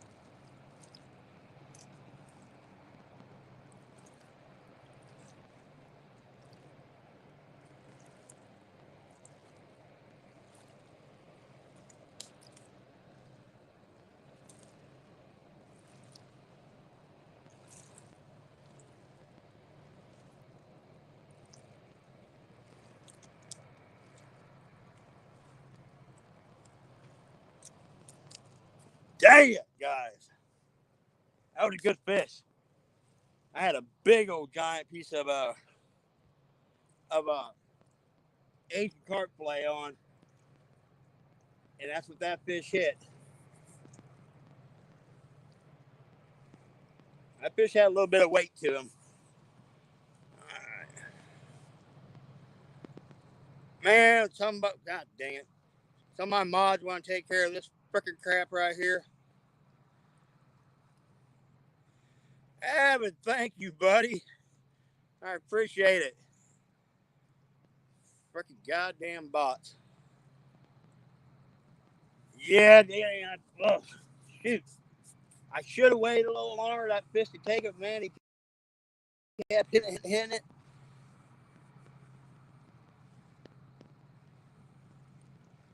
Thank you, Matt. All right, I'm gonna adjust that light down a little bit. You guys can't see those two rod. That rod. Damn, that fish had a little.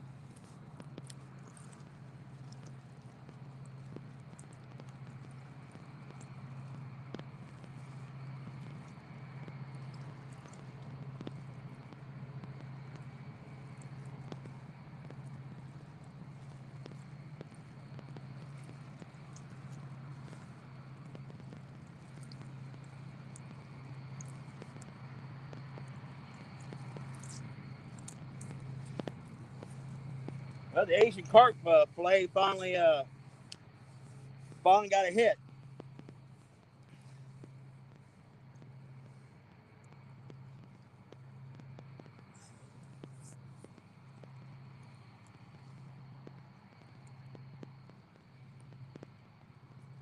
Yeah, that fish had a little weight to him.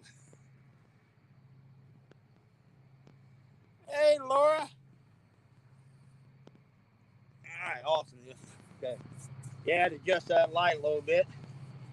Hopefully the daggum barge don't come up and the backboards don't hit my light. So. Oh. Mad Cat's getting something messing with Mad Cat's. Not a very hard hit, but something messing with it. Come on.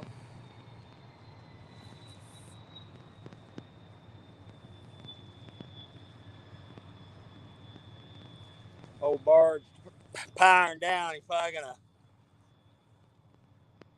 anchor up over here. There's a spot with a grain bin just up the river here.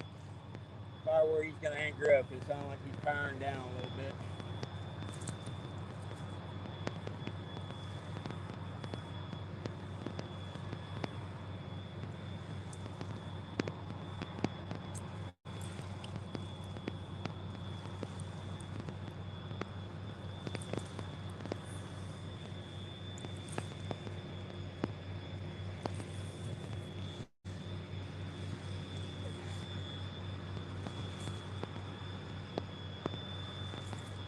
Yeah, Danny, I'm getting to that point, especially once the water really starts warming up. I'll probably start running a lot of stinger hooks too, because I like using them big old donkey baits too.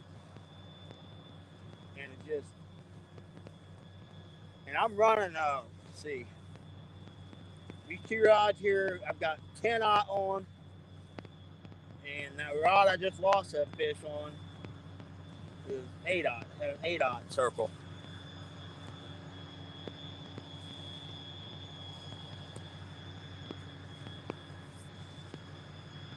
Yeah, that one at the very end down there, man, that's one of my old ugly stick catfish specials.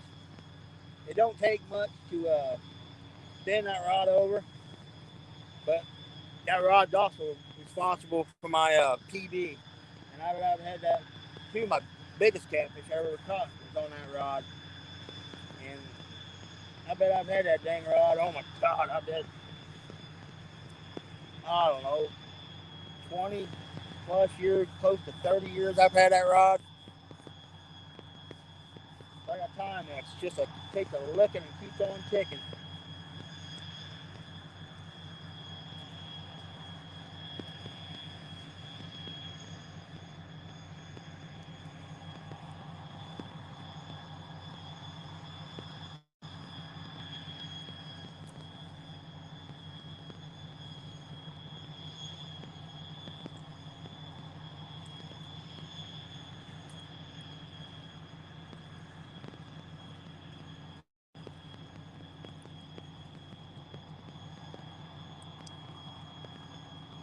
And before I started years ago,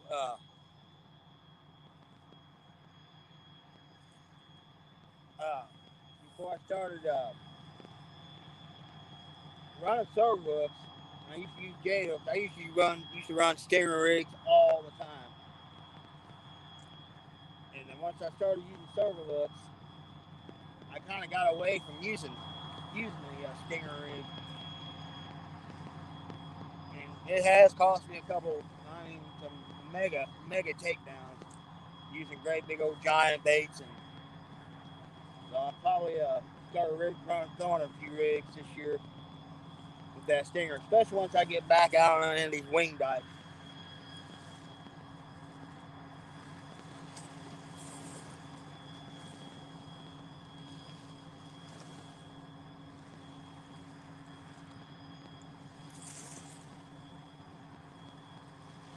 Come on, we need a big takedown.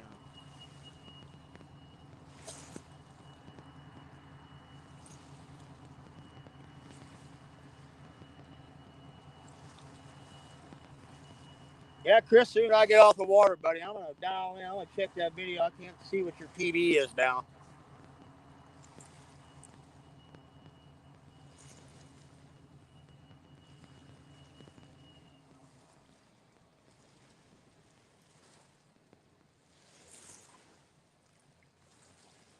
Chris is one of those guys, him and Telly, they get out and they fish with a lot of different folks. I mean, they get all over the country.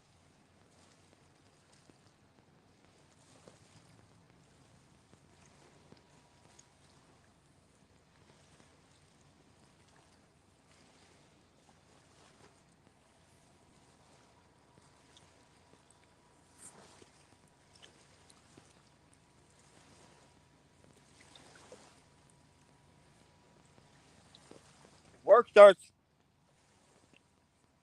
slowing down next year or so. I'm gonna try to get out and do a little more. Try to get out and fish with more of you folks from the catfish community. There's a bunch of them I want to get out there and fish with.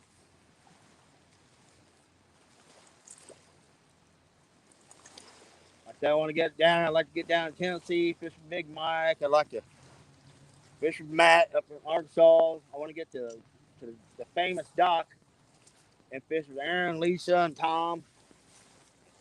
And, there's all kinds of folks I want to fish with. I'll let you know sure to now sometime for full blown summerheads. Yeah, Jello gets around end of June, in July. The river she'll get tough again to the spawn. But don't get me wrong, I love summertime catfishing, but my absolute favorite time on the river is September, October. Those are probably my two favorite months. If the river's low, that's the key. If the river's low, I love fishing. The river has been really good to me during September and October.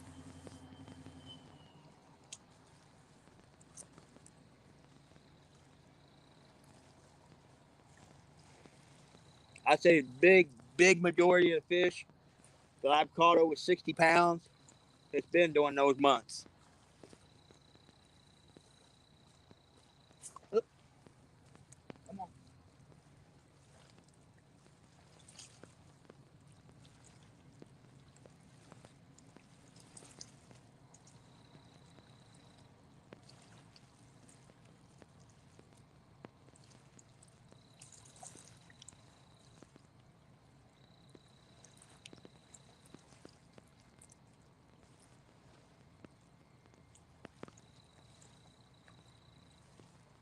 Boy, something popped the old Uncle Lou's there, the second rod. Boy, something popped it just one time really good. That was it.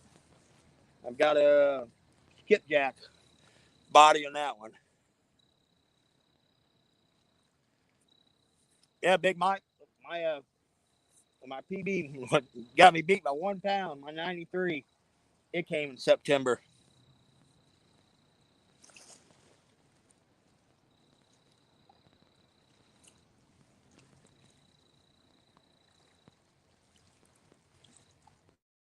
of other fish in the 70s and 80s, and most of them were in September, October. Now I have caught a few big boys in the summer months, but yeah, I love fishing the river in the fall. That is where, like I said, the key is for me anyway. Being a bank fisherman, I need the river low. I need it to be really low.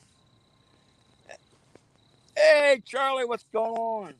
Charlie Dorr is another close friend of mine. He works with me. He's a hardcore fisherman and hunter too.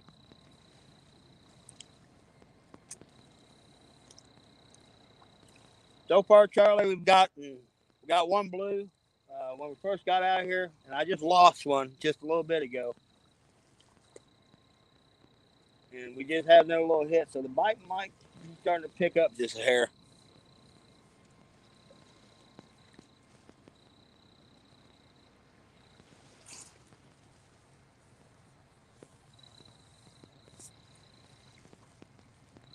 Yeah, I'm looking forward to see what this summer brings. Like Danny and Richard were saying in chat, we got a ton of folks that are going to try to come up and fish with this year.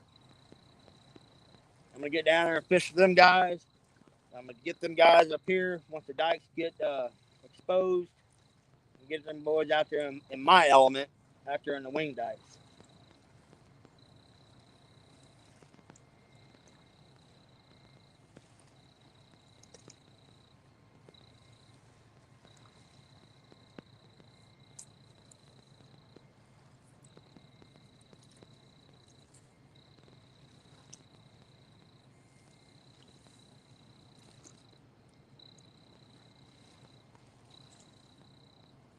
Man, Big Mike, I would be there in a freaking heartbeat. But that is our Wisconsin trip, our Mendota trip,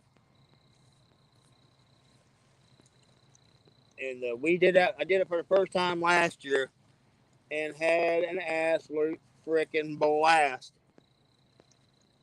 catching them big old giant channel cat. I don't know how many channel cat we caught, 20 plus pounds. I mean, we caught some all the way up to almost 30 pounds. And Richard Fishing Freedom, he's going to be down there with us. Ernie, Chrissy Brown, Josh, Weekend Angler, could be down there. Lyle Stokes, Cindy Stokes will be down. Richard Madcatter will be there. Brandon, Betty Cross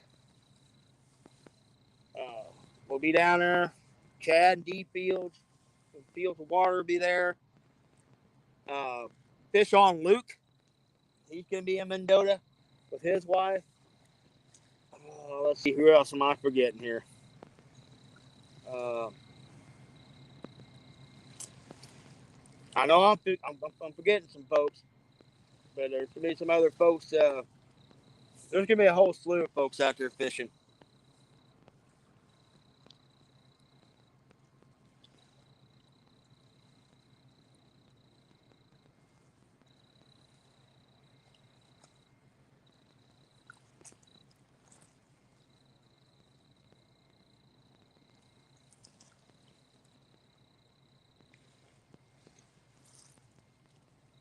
Come on, kitty.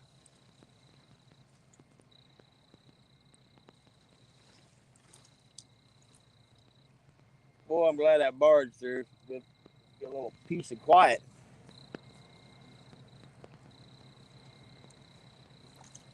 One thing that makes this spot really good in the summer months is where I'm at. I'm really, really close to the main channel.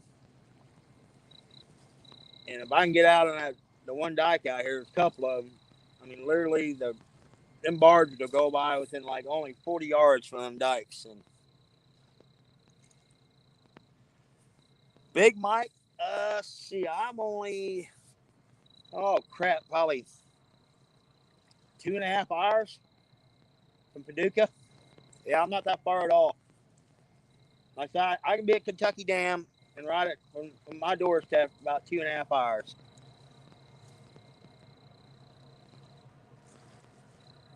My parents used to live in Kentucky several years ago, and we used to go down there all the time. And I spent a lot of time out there in Kentucky Lake, Barge Lake, and fishing. And I catfish back then, but I'll be honest, I was hardcore into the whole bass circuit thing back during that time period. I fished a lot of bass tournaments and stuff. Used to fish on those lakes. I used to be big into the bass fishing thing, but then I don't know, kind of got out. I mean, don't get me wrong, I still bass fish, but not like I used to.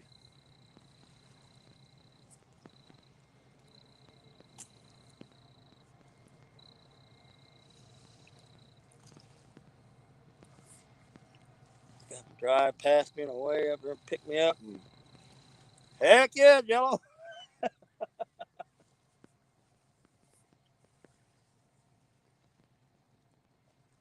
And you know why? Heading to Wisconsin this year, we're actually taking the car because the way frickin' gas prices are. Because I think it's oh my gosh, like 6.5 hours from the house. And I was kind of adding up the expenses for the trip. I'm thinking, well, I could take the car and probably use $150 in gas, or I take the truck and use almost $400 in gas. I told the wife, well, kind of a no-brainer. I think we're taking the car.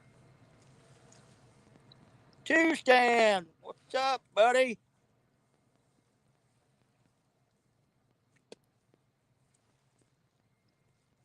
That's another gentleman. I was talking about a lot of folks that fish. I mean, there's a ton of people here in the chat I want to fish with. Two Stans and them all. There's another gentleman, fine gentleman I like to fish with.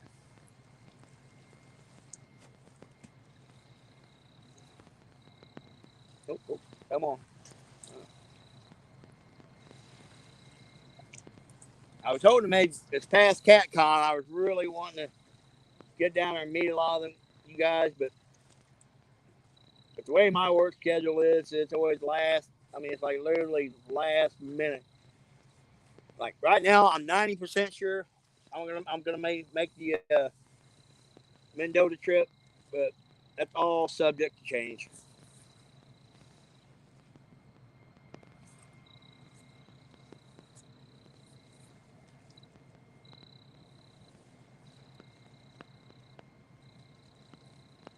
So I might have to slip my hoodie on here in just a second. That temperature is starting to drop a bit.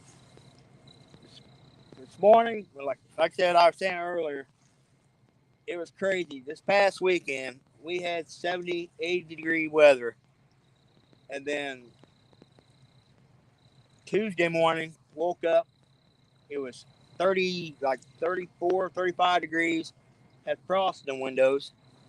This morning, got up, it was 34 degrees, but it warmed up to like dang near 70. When I first got out of here, it was probably 60, but it's starting to drop pretty good. For that, we got a big weather system coming in too.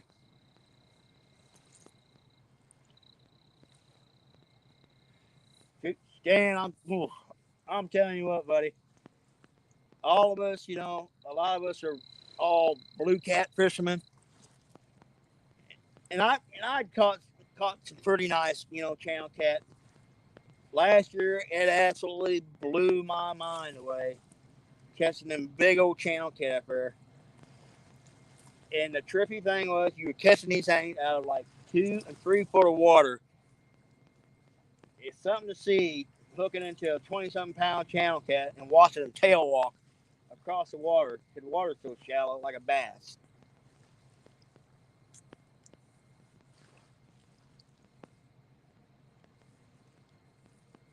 Besides channel cat, you'll catch the northern. Hey, what's going on, Betty? Yeah, Matt. It's looks like we got some weather coming in. Like I was gonna wait till Friday night to fish. I got to watching the weather. I said, yeah, I better get out here and take advantage of this good day while I have it. It looks like it's gonna be several days of just crap coming in. Betty, we were just talking about Mendota. Talking about those big old. I had the privilege of fishing with Betty and Brandon on their boat. I think it was like the last day up. And folks, you want to talk about somebody that gets excited when they hook a big fish or somebody's fighting a big fish? It's Miss Betty Cross. She gets 10 kinds of excited. And I shot a couple videos from up there, and the second video I shot was that day I was on the boat with Betty and Brandon. I'll put it to you this way: we had to do a little bit of editing. You know?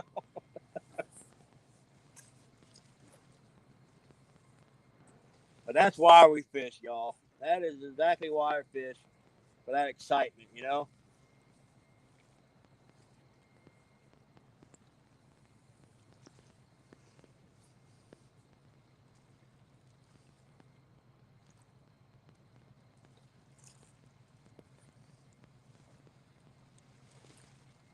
Yeah.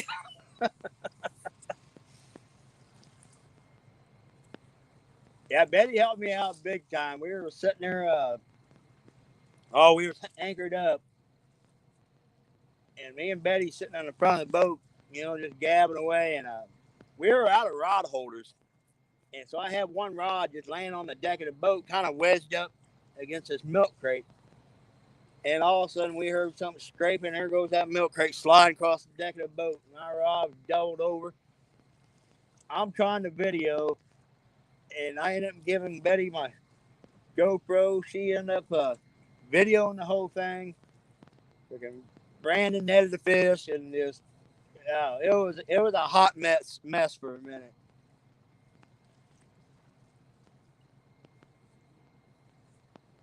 Now there was a lot of good fish caught in that trip. Like I said, the only thing that's making me nervous about this year, it's still in the 30s up there, 30s and 40s, and we really need that water temperature to get up to get them fish up shallow. Mike Stokes, welcome in, buddy. You dang right. That's my nephew Jeremy Vay's in the chat. He always says teamwork makes the dream work, and that is a fact.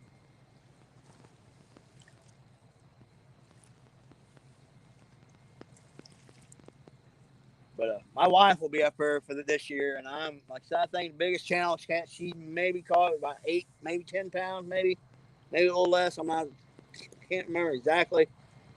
So I'm hoping she just absolutely freaking disintegrates. Great set. But she's done good on the river. Like she used to come with me quite a bit on the river. The very first catfish she ever caught out of the Mississippi was a 27-pound flathead, and she's caught a couple blues in the low 30s and stuff. So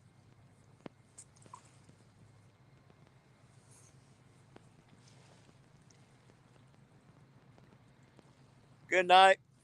Thanks for coming in, John Boy. Like I said, I'm not going to see. I've been here around 2 hours, so I got a little while yet. Yeah. Like I said, I don't want to stay out too got off way because one of them early morning wake ups for work get rough. Plus, it's dang near a 2 hour drive one way just to where I'm working right now. Don't care. I caught fish there. All the awesome people. Yes. Yeah. Man, that's what it's all about right there. You know, you get everybody together, just hanging out, the camaraderie and everything.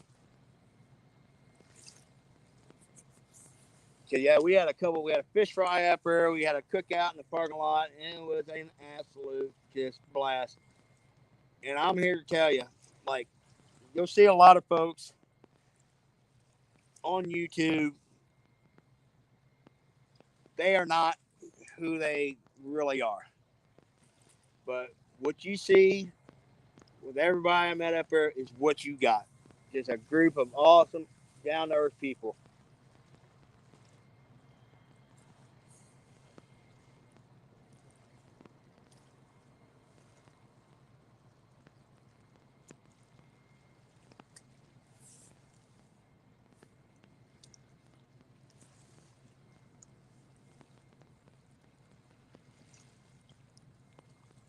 Yes, buddy, I can't wait. If I get time, Betty, I am going to try to um, get to one of my holes that's full of like eater-sized channel cat and blues and catch a bunch of them and maybe try to make you guys blackened fish. But I got to hope, see if I got time to try to do it. But I know it's going to take quite a bit of fish to feed everybody. And I might bring my little mini Blackstone up and make you all some blackened fish if I can find the time to go catch a mess of them. But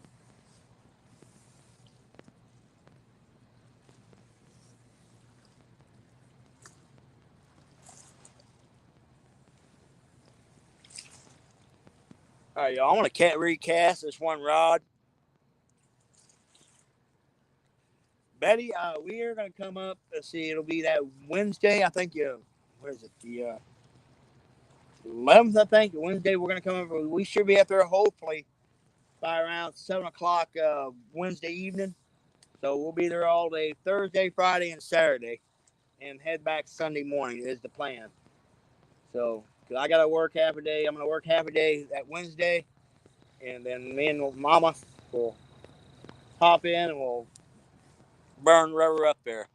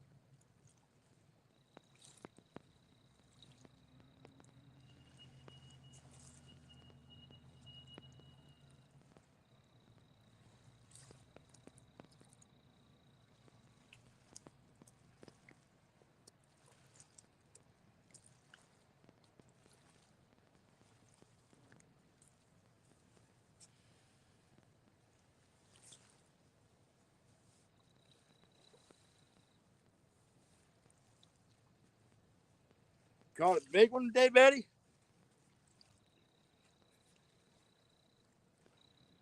Man, Betty, I would like to get you and Brandon down here to fish Kincaid Lake with me. I mean, it's no joke, Betty. At Kincaid Lake, you catch them pretty routinely. 14, 14 to 15-inch crappie out there. I've caught several 2.5 pound crappie out there, and I caught one a couple years ago that just missed that 3 pound mark. The lake record's actually 5 pounds, and it was actually caught by a bass fisherman on a freaking chatterbait.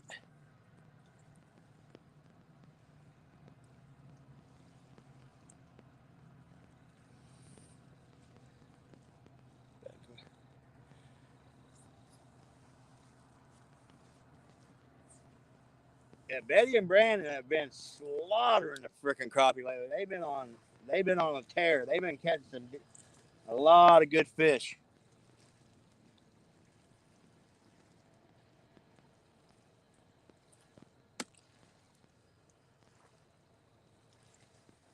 Yeah, I went Sunday, and well, it started out as a crappie fishing trip, but I ended up getting into a bunch of big old freaking hog-sized bluegill.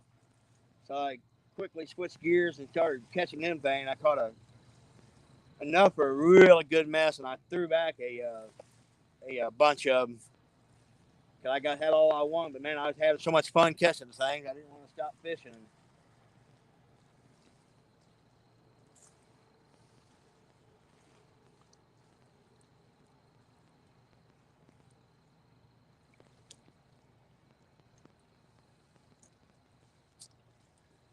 Oh yeah, I don't care if you have the big old bluegill, a big old cat. I still get all kind of excited.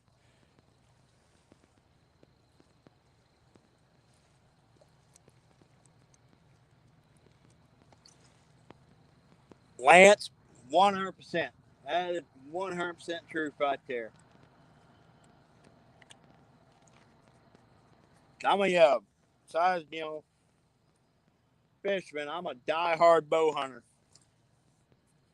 And I get to the point where I don't get excited doing that anymore. I'll hang it up. But I still get so worked up.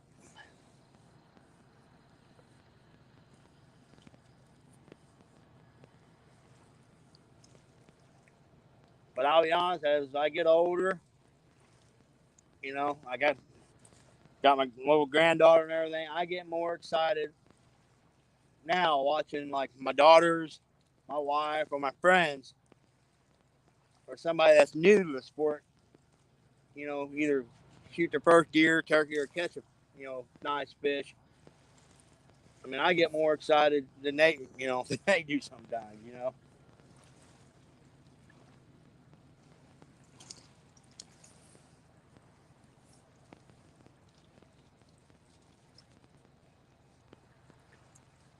Got the old two stand special right here. Got the Mountain Dew.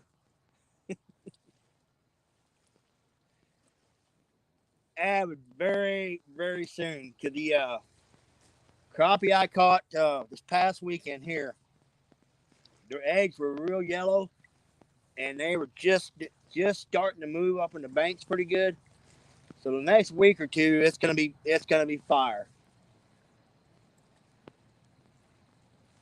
If I go to Kentucky Saturday skipjack, I may try to slip out to Kincaid Sunday if the weather permits. Whatnot, get out there. Like I'm sure you're familiar with that, but I like to get on. I get on that Johnson arm, but I'm in my kayak, and I've got several brush piles up down through there that I marked over the last few years. Usually, they've treated me pretty well.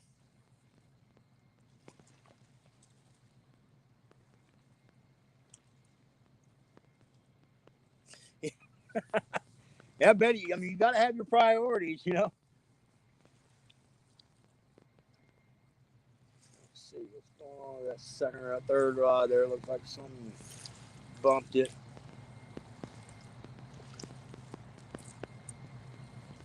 And I'll be the first to admit. Usually, once early October gets here, I'm usually switching gears from fishing to bow hunting. I mean, this past winter I fished more. This past fall winter I fished more during the fall winter months than I have in years. I'm usually in the woods chasing them big old bucks.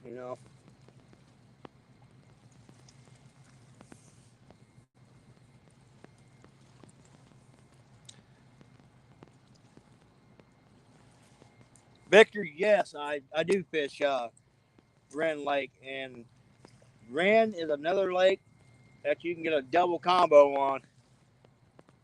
Then when them crappie at Wren start moving up shallow, them dang channel cat moving right behind them. So you can literally fish that brush for them crappie and have a rod out the back of the kayak or boat or whatever, or off the bank, and be nailing channel cats. And big channel cat will move up there and follow them crappie up there and be picking them things off. 6 hours, 6 12-hour shifts. Dang. All right, buddy. You get some sleep, girl. Yeah.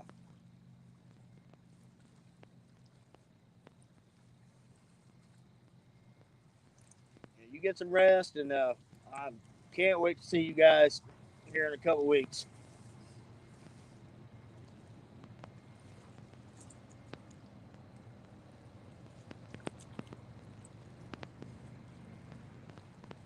Dang, yeah, it would be awesome if we could catch that piebald again.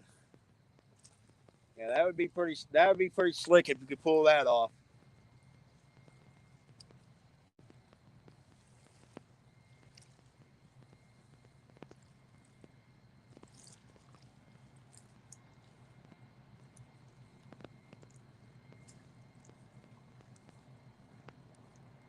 That's the only bad thing about the daggum blue cat. They move so much.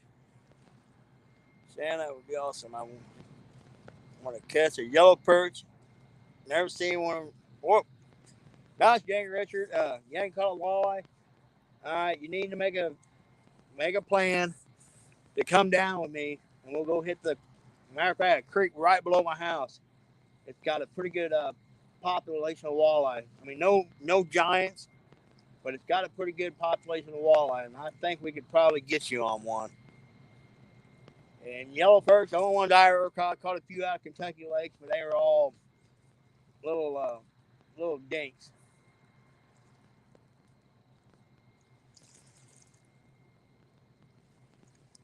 One of my big number one bucket list fish is a big alligator car. I want to catch a big giant alligator car. Just want to catch them, take the fish and release them, But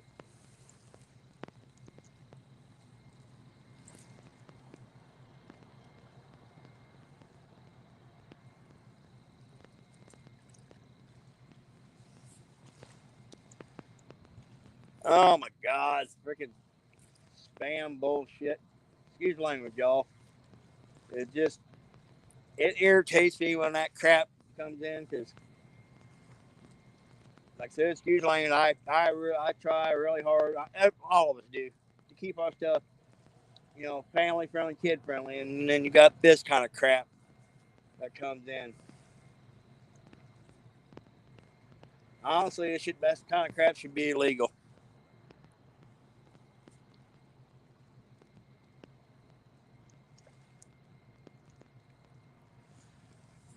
Yeah, well, Mendota, like it started off just a handful of us last year, and then it's got to be more people going. And well, that same weekend, Big Mike and all of them are having a deal in Tennessee. There's going to be a bunch of guys, going to be a ton of people at that meet and greet. And I do believe Avid possibly is going to have a meet and greet sometime this year. And I know the Potomac River boys, they do a big meet and greet deal. And then Katie Collins has actually got one this weekend, I believe. Catfish Katie has got one in Kentucky, I believe, somewhere.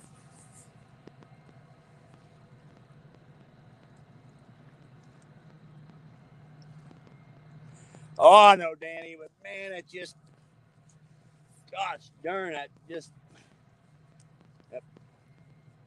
crap fires me up when, that kind of stuff pops up in chat.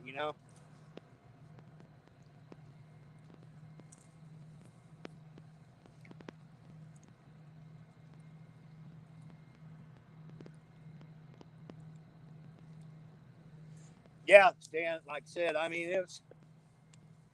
there is some giant freaking channel cat up there, and it's just weird because they don't have the long growing season like down south or anywhere, but it seems like your colder water grows your bigger channel cat. Versus, you know, your warmer water one outgrows your bigger flathead, your blue cats would seem like the Red River up in Canada and stuff. There's some giant channel cat, Sandusky Bay, all that. It just, they do a lot better. And a fish out of like Mendota is, they're just absolutely beautiful. The big males will be almost black, and the females real olive. If you get out in the main lake, I ain't kidding y'all, you can read the date on a dime in probably 40 foot of water out in that main lake. But then you get up in the arm where we're fishing, it's real murky.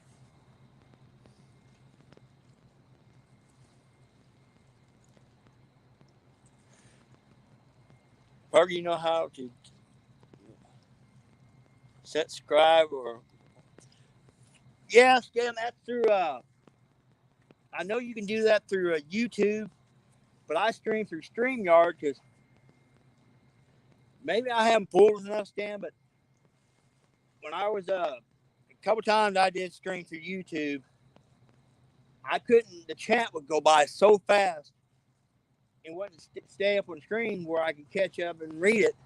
For versus StreamYard, I can see, I got the chat off to the right hand of my screen, and I can see several comments at once. It might be different if I had a secondary device, you know, where I could watch it, but I may try YouTube again, do that. I know first couple times I did go through YouTube, there is that setting where you have to be subscribed, or either you can set forever how long, and which is also a great way to pick up more subscribers, you know. But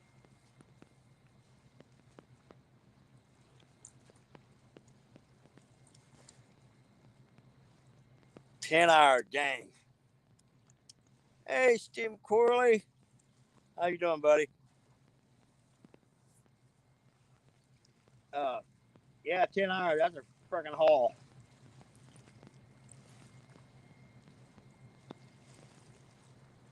Me and the wife, we try to get to Florida at least once a year, and that's usually about depending on what part of Florida we go to, it's anywhere from a 10 to 17-hour drive.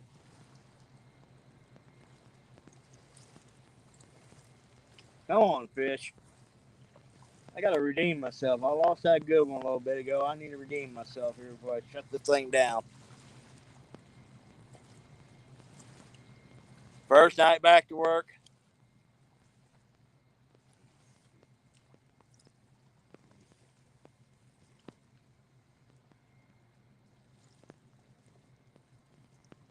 Yeah, I've been wondering how you've been doing, Stephen.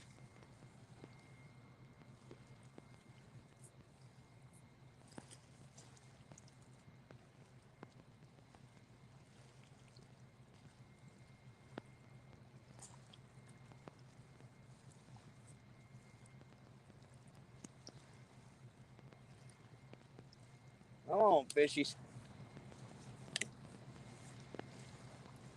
Give us one more before this thing's over, before I shut her down, y'all. Let's see, we've been here 2.5 hours, so we got a little comment. Peace. Stephen just lost his dad, and I know he's been struggling for a while, and everybody's been praying for him. It's just, Stephen, I'm glad you're at peace, and you're...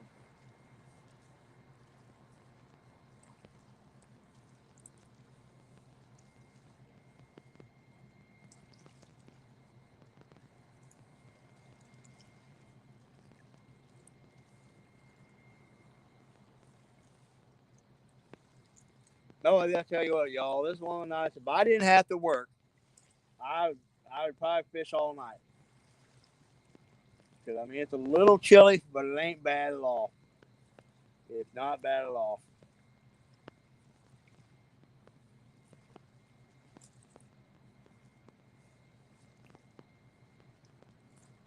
Like that water temperature is still probably like, it's in the 50s here, in the high 50s yet.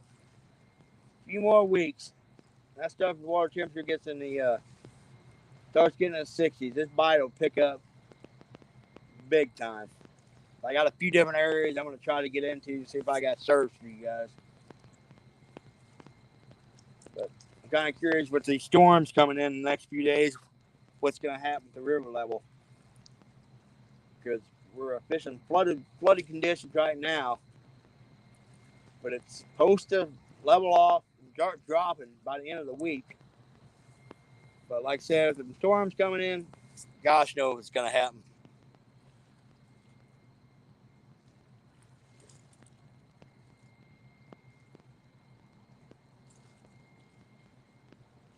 Seven up, that heck yeah, there you go.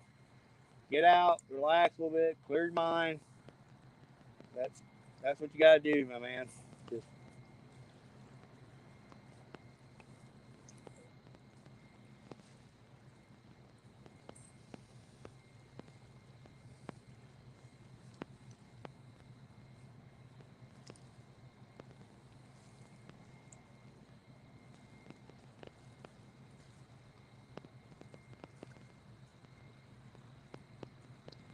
I've had a hit like on every rod so far, except for that very last rod, and I've got that one pitched in there pretty close to that dike. And so I may end up repositioning my really rod, every one of these rods in, and reposition them a little bit.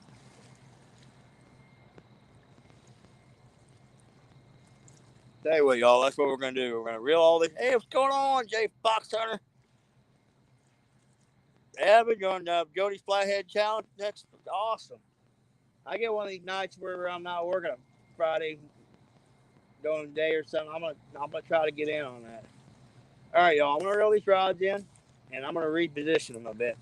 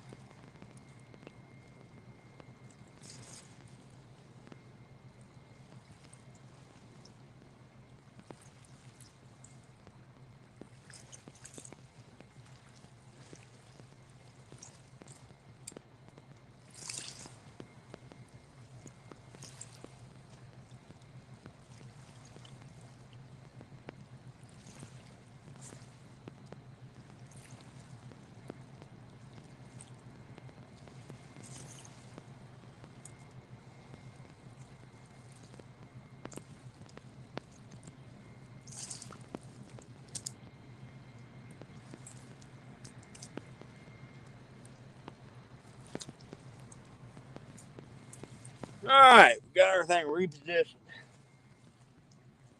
See if that'll dice things up a bit.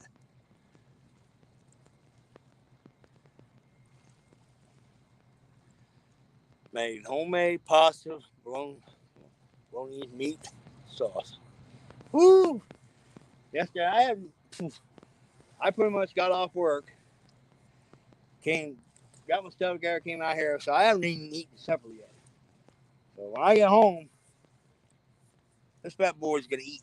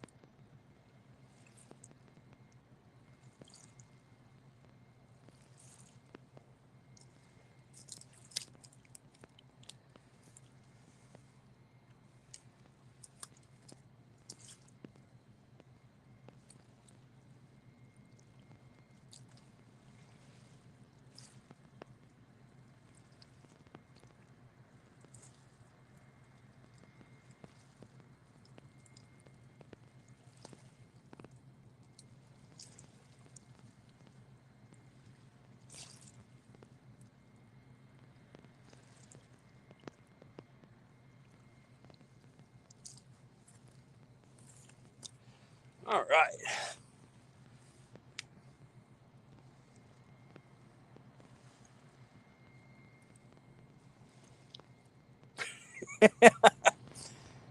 Yeah, man, I'm pretty hungry. The only thing I got is the old Mountain Dew here.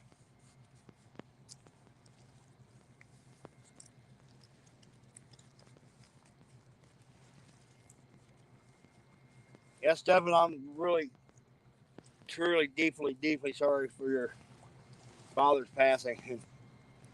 Stephen's one of the guys. He's always in the chats, always on the shows, and just big supporter of the community. And just, I know it's been a battle. I've been keeping up on Facebook with it and everything, and just, I mean, Stephen, I wish I knew what to say to make it easier. I'm fortunate enough to have my father yet, but my mother, I lost her a few years back, I know it took me a while to finally come to peace with that.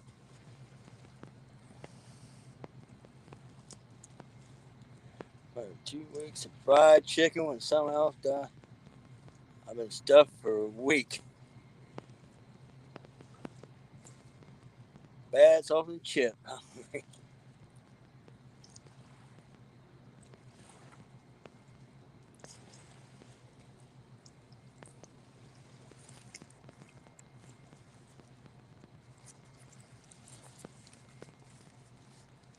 Yeah, I fried up some chicken this past, what was it? Saturday. Fried up some chicken, some morels, some turkey, wild turkey, fried potatoes, did some homemade donuts in the grease, and oh, good eat. Then turn around Sunday and fried up fresh crappie and bluegill and more morels. So, needless to say, I did not eat the best, healthiest this past weekend.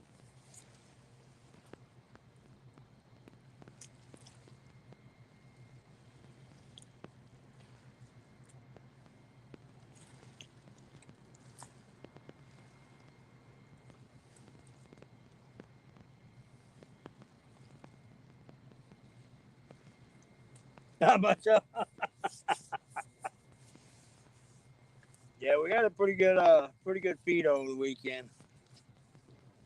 We had a late Easter Sunday for the wife's family, so I got nominated to fried chicken and stuff, and I shot a turkey that morning, and well, that got fried up too.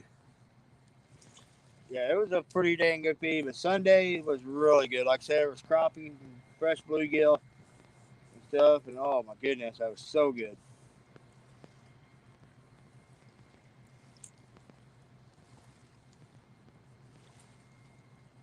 My lights are drawing in a few bugs. I don't know if you guys can see it. Every once in a while, I have a bat swoop down and grab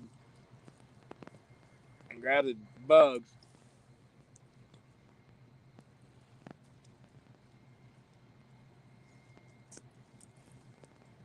They're the big, huge across the where I'm at. They're the big, massive bluff back direction I'm parked in, and it's full of caves and stuff, and so there's a really healthy population of bats in this area. And you'll come out here at night and be fishing off the wing dike and stuff, and lights going, and you'll have just dozens of bats swooping in and out of your lights and stuff. And I've had them hit they got the sonar. You'll still have them bounce off your fishing line and stuff every once in a while. Mike Sampson, how we doing?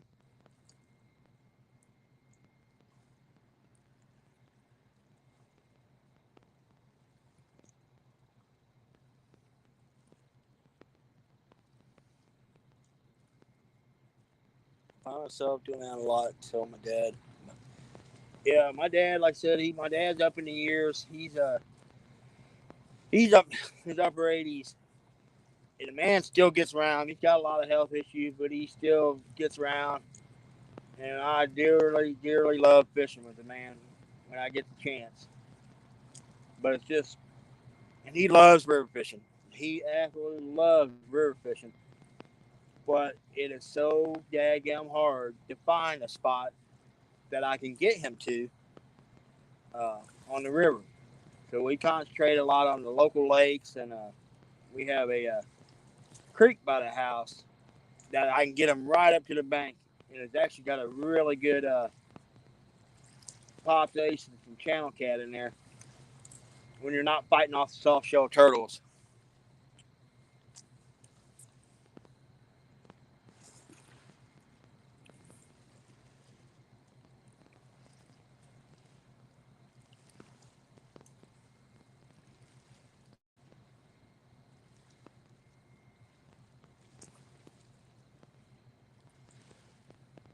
Let's see, it's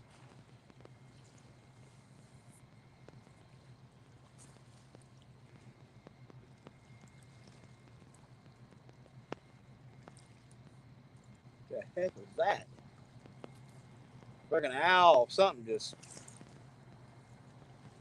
comes swooping down on the outer edge of my light. Man, I don't know if y'all, Josh Dunnigan had a all live last fall. He was fishing, and he had his rod set up, and he actually had an owl doing his live stream land on one of his fishing rods.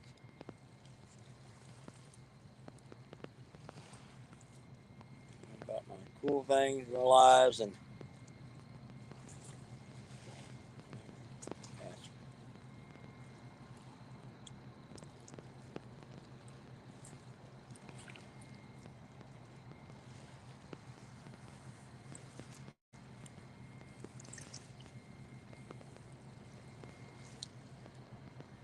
well, bigger thing I can tell you folks, if you have both your parents and you're older, every chance you guys get, give them a call.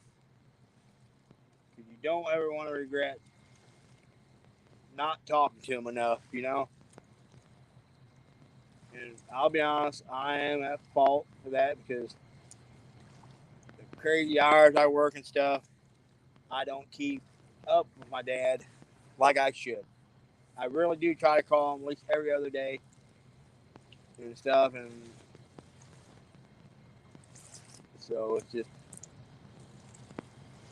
make sure you call them and just they want to hear from you.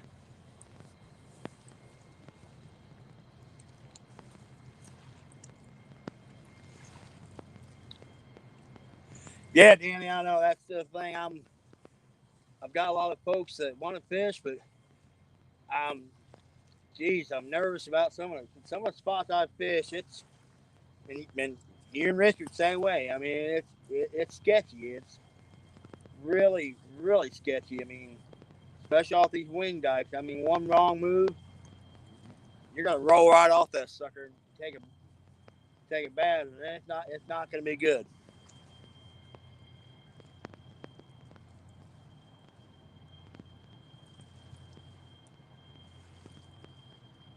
I can go mountain goat, just kind of crawl fast.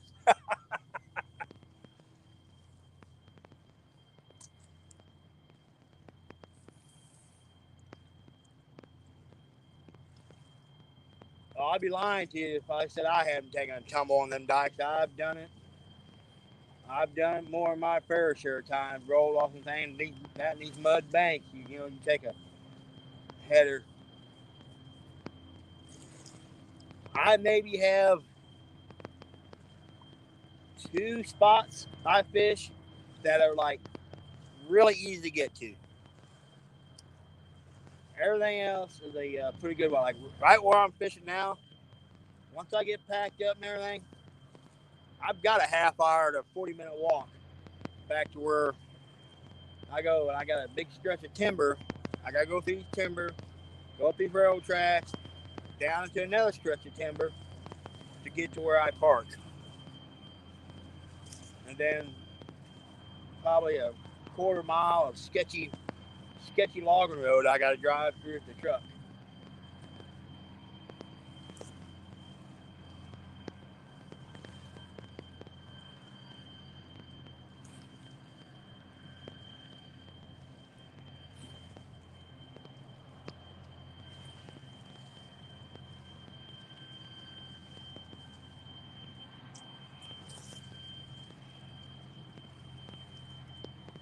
Another barge pushing through, y'all. He's heading down river.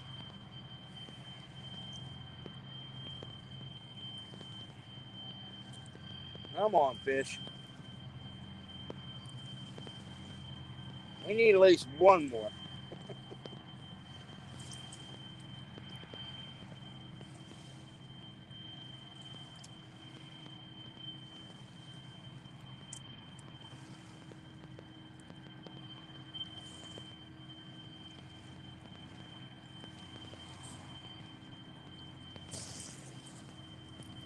Ooh, that sucker's throwing some waves up.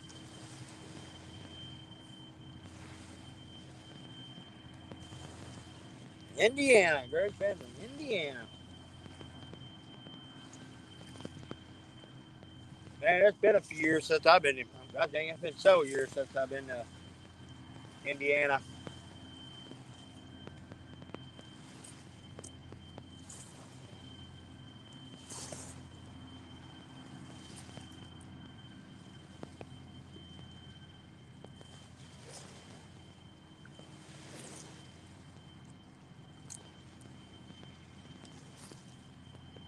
Well, I think anymore. Like, I mean, I love where I live, but if I had to move, I don't know if I'd move further south or not. I'm not a fan of the hot weather, but wherever I move, I wouldn't want to get too far away from the river.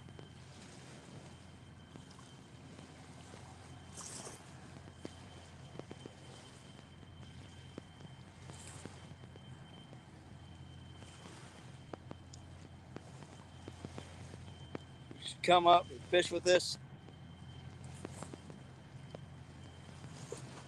Grace, man, I do scaffold for a living, and yeah, we used to come up that way quite a bit of work. Then I used to have a side business doing landscaping and stuff, and we used to get up that way quite a bit. Used to get up around that pretty close to that area years ago, but I haven't been. I got out of that, and knock on wood, I've been lucky for my job. I've been able to work local the last few years. Last out of town gig I had for any extended time. I mean, we get into Oklahoma,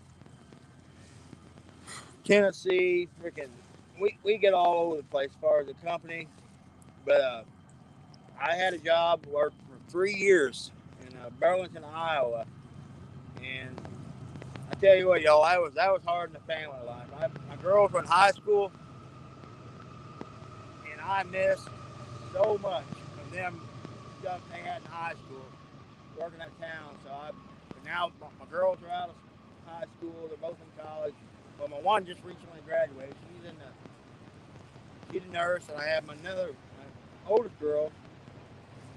She's still into college because she's gonna get to do the whole cat kitten booby like a nurse practitioner. So I could probably travel again, but I'll be honest, if I don't have to, I won't. Because that my outfit's been talking about a job in Alabama, and I'm like, I'll try to bow out of that one.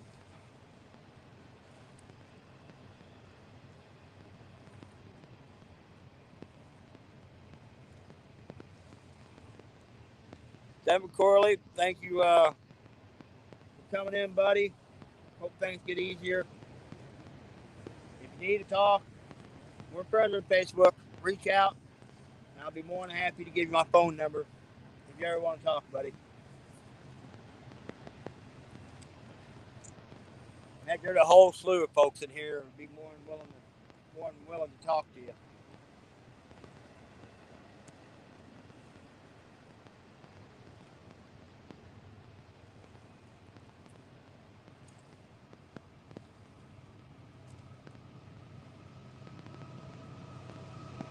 Daggum trains are loud.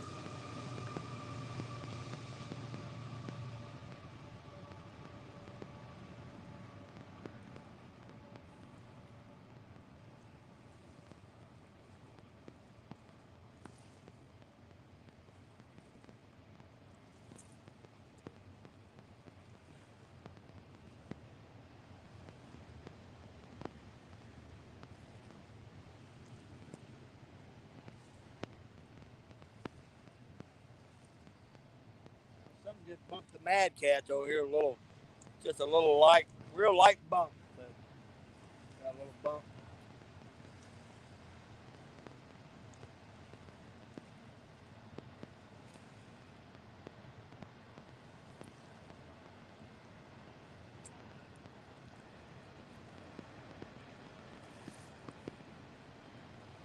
Well, I think one of my next projects, guys, I used to have a big live tank for my bait and everything, but when I moved to bought the place right now, I never reached up another one, and I got rid of it.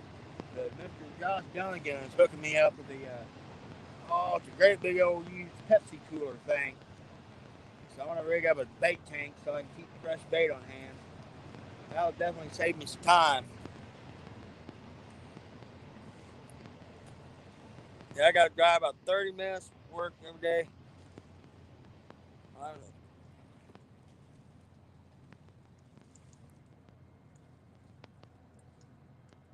Yeah, Danny, heck yeah. When Trail Tears, yeah, when the river's up, yeah, you're literally sitting with your back against the gas stern railroad tracks. It's pretty tight. About 30 minutes every day, time an hour behind me, so I miss so much time running. But well, where I'm working at right now, like I said, I bounce all over. We take care of all the Ameren power plants, the scaffold and stuff, and so I'm all over the place. But the job I've been on now, I've been there since early fall. It's an hour and 45 minutes one way. So I'm spending over 3 hours something a day on the road. So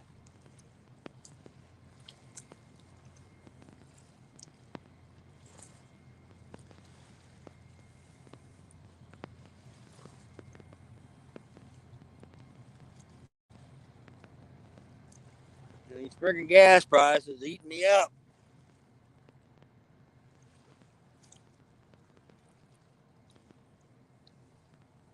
Yeah, Danny, we'll have to. Yeah, I'm looking forward to getting down Trail of Tears. That particular wing dike's that's a good one. That's a real good one.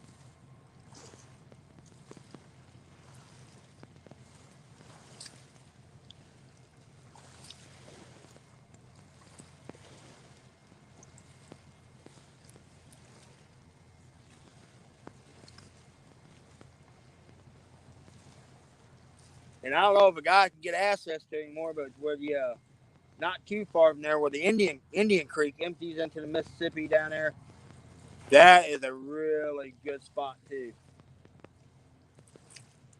It's been several years since I've fished down there. I don't know if you can get, if a guy's got access to that anymore or not.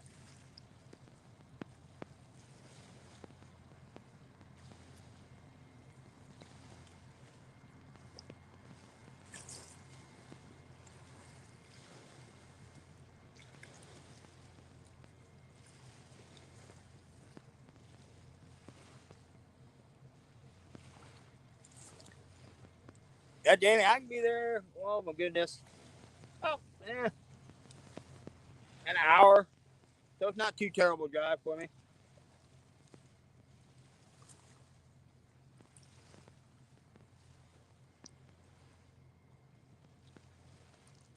I'm sure he has a terrible drive on that much. I spend about 120 a week.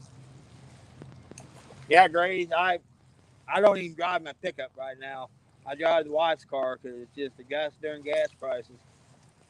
So it drives her nuts. She loves her car dearly, but like I said, we try to keep it budget friendly.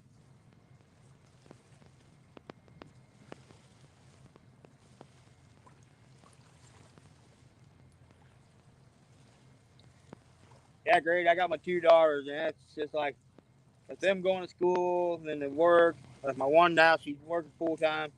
It's hard for us to get together. But this past weekend, we got to spend some time, hang out quite a bit, and my girls will be coming out here doing some live streams with me too this summer. I'm gonna get them out here in the river, and they both love to fish and hunt too. They they've each got a pretty good track record as far as fishing and hunting. So yeah, you guys will probably be seeing them a little bit this year, doing a few lives with me.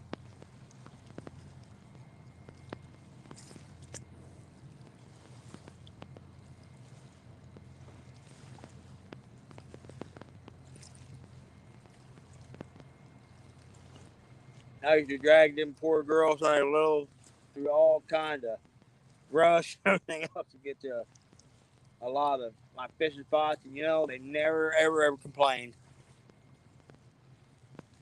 I go home, could pull up in the dock, grab 10 gallons of water, home beautiful. Now, oh man, that would be nice.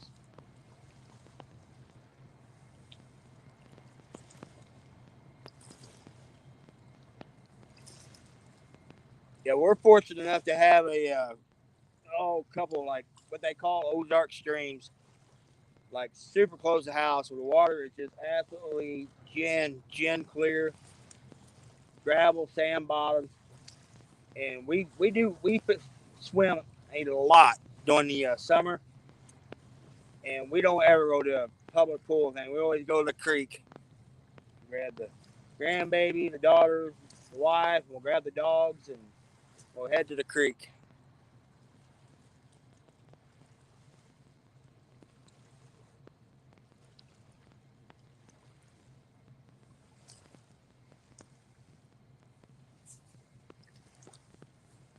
Abbott, Kaskaskia down there. I mean, that's not a bad spot for a meet and greet. I mean, you got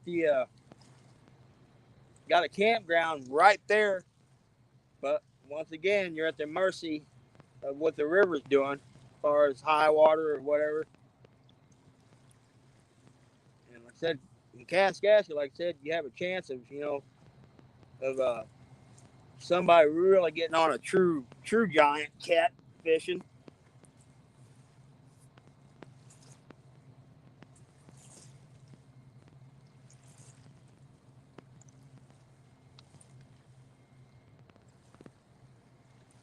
Folks, let's see how long we've been out here. We've been here. We're gonna give it about another 20 minutes, guys. I'm gonna have to pack it up and make the walk back. And the thing that sucks where I'm at here, I can't use my little wagon to get in my gear here. So it's And me being hard-headed, I try to pack everything in one trip, and I usually am able to do it, but it's a struggle. I'm going to mess around with some different ideas and try to figure out a way to get all my gear packed up to where I can pack it all a lot easier. It wouldn't be so bad, but you're walking through so much underbrush and everything, and the rods get hung up on every stinking thing you walk through.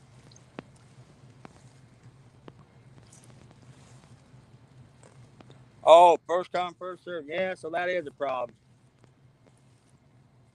Yeah, I was there, I think last Friday, heck, there was probably, I don't know, 8 or 9 folks camping there already. So, yeah, that would be a problem. I don't know anywhere else in the area except for, well, if you would, they would go to Randolph County Lake. There's a big, really super nice campground there. That is not too gosh awful far up the road. Got a bathhouse, shower house, and there's a really nice lake there, but all it has in it is channel cat.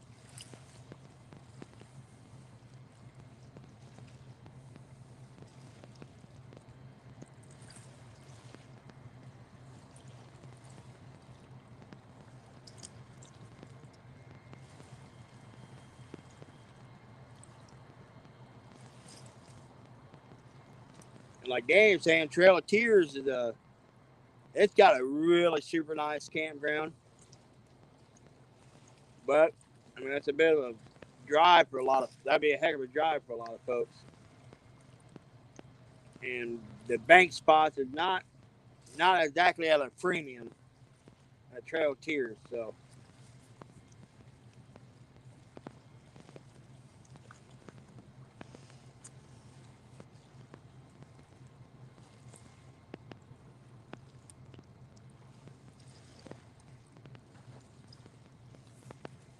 Dan, that's how it was with my girls. When they were going wheels, they always had friends.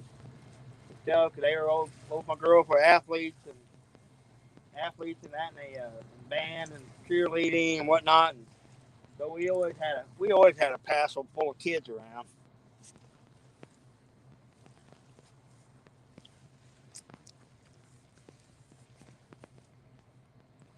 Man, you wouldn't think a half a dozen teenage girls could eat that much.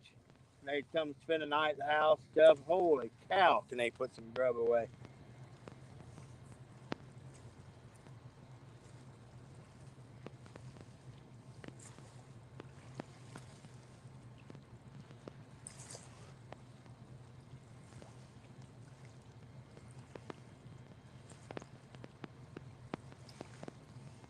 Oh, great. You got to let them use the Uncle Lou's.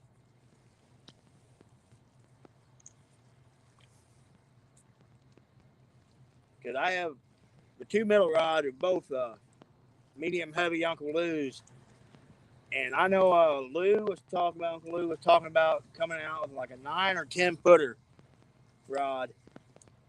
And if he does, I am definitely buying one. I absolutely love these Uncle Lou's rods.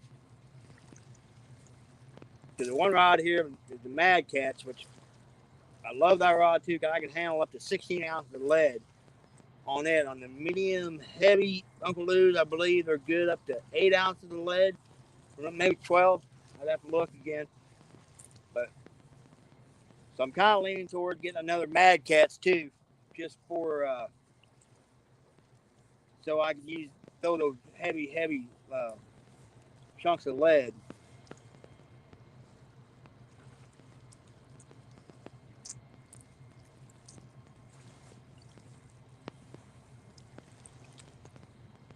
And I thought about buying just a couple medium action Uncle Lou's for channel cat fishing. I do a lot of channel cat fishing in the creeks around the house, which usually I don't ever catch any blue cat out of the creeks, but I do every once in a while tie into a really good flathead in those creeks. So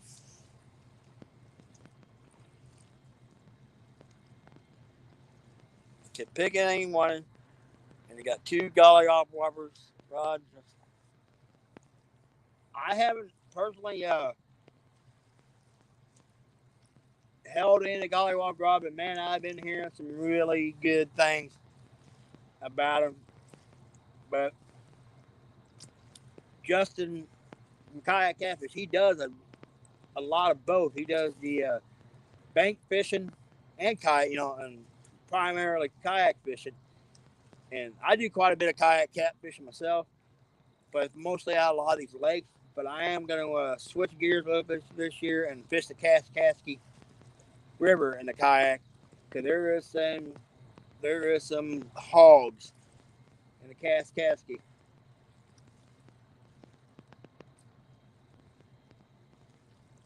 Once I get that river figured out a little bit, I may start getting into a few of these kayak catfish tournaments.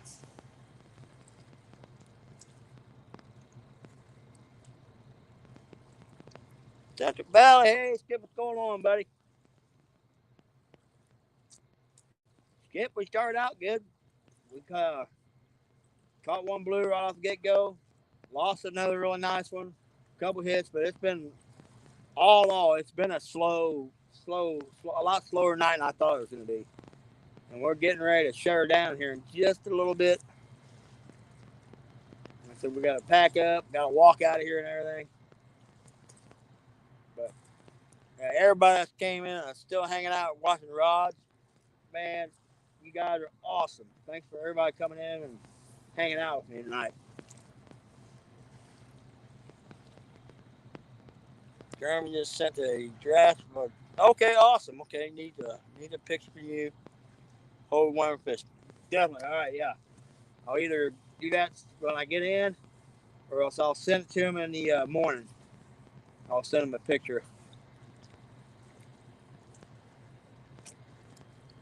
Yeah, we'll have to make sure, Danny, when we do that, we get everybody's links in our description and whatnot when we get that thing set up. And, yeah, I'm looking forward to getting this show rolling. I think it's gonna be a good time. So some of these folks with the Mississippi's all about. The great thing is we're all scattered all over the place. So we'll be fishing different river conditions. And Creole, he'll be in the boat a big majority of the time. And then you and Richard, of course, will be doing our bank thing.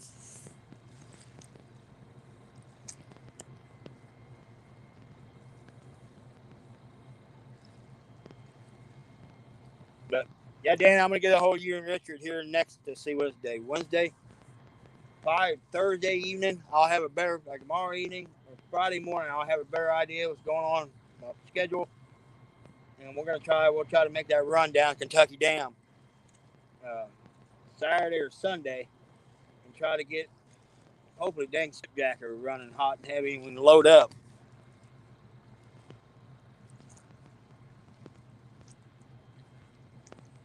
Kentucky Dam, rain Saturday. Okay. All right, I'll check the weather out. We may have to push back to Sunday if that's the case. I'll be honest, if it's just a light rain or even a half steady rain, I got rain gear. I don't care. I'll fish in the rain. But if it's lightning and stuff, well, that's a different ball game. But with that being said, I'm not the smartest guy in the world. I have fished many a time out in the river in the middle of a freaking raging thunder and lightning storm before.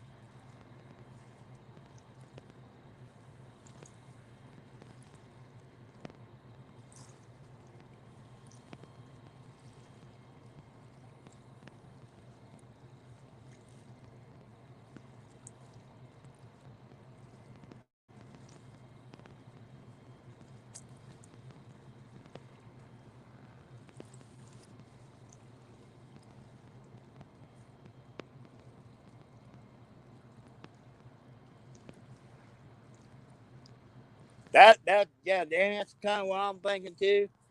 But I know I'd looked at it. Oh my gosh, I guess it was a couple days ago, and they were calling for thunderstorms, lightning. So we'll have to check that out.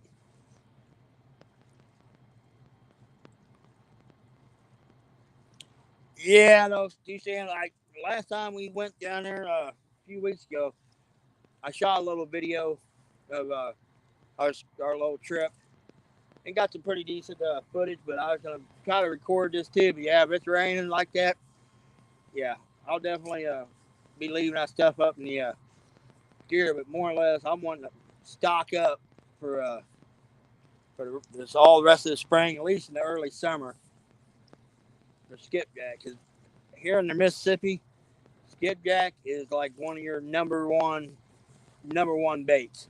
Because they're real super oily. And once in a while, you can get into them around these wing dikes, catch them around here, but not very often. And it's just too hit and miss to rely on it.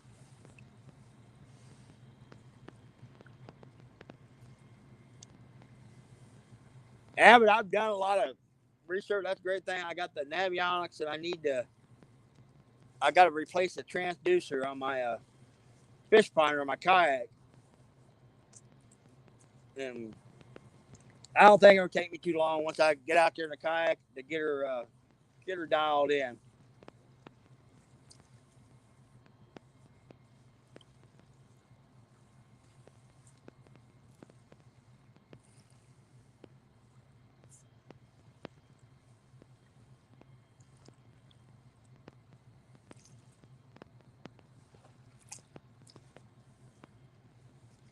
Let's see.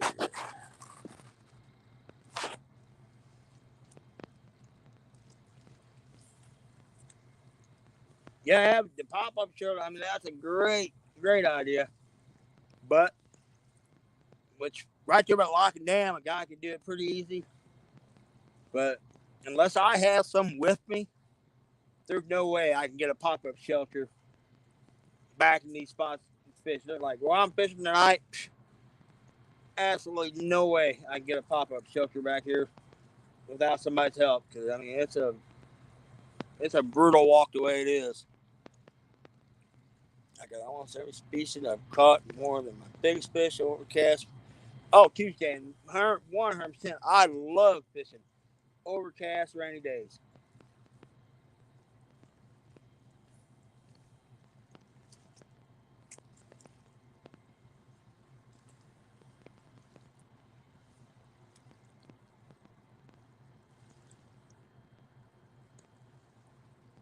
Now I do a lot of wade fishing in creeks, and I do like a nice, bright, sunny day for that. I'll have my polarized glasses on. Ugh, swallowed a bug. Ugh. Um, and I can see, sight fish.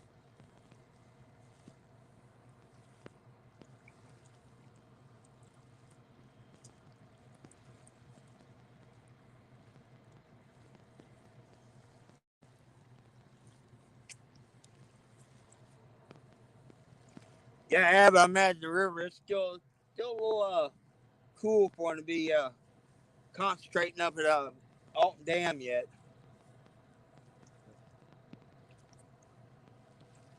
Well, folks, I'm gonna start reeling some rods in here in a second. I need to start thinking about getting out of here. Got Barge spotlighting us. Fish on Luke. How we doing, buddy? Luke gets been a little slow. When I first got here, I nailed one blue cat right off the get go. Then I lost some pretty nice fish, and then after that, the bite has pretty much just slow, just dried up. But the river is definitely it's flooded right now, so it's making a bite a little tough. But the only plus thing about it's the first time in like 3 weeks I haven't fished the river and I ain't had a bunch of dadgum drift getting in my lines and everything.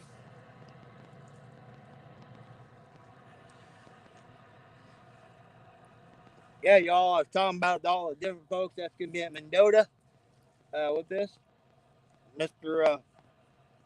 Fish on Luke and his wife will be down there fishing. I'm looking forward to meeting them guys. So it's going to be a good time.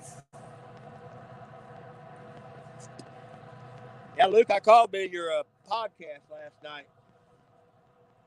That was a good one. Guys got talking about tacos and all that stuff. Oh my gosh, I was starving.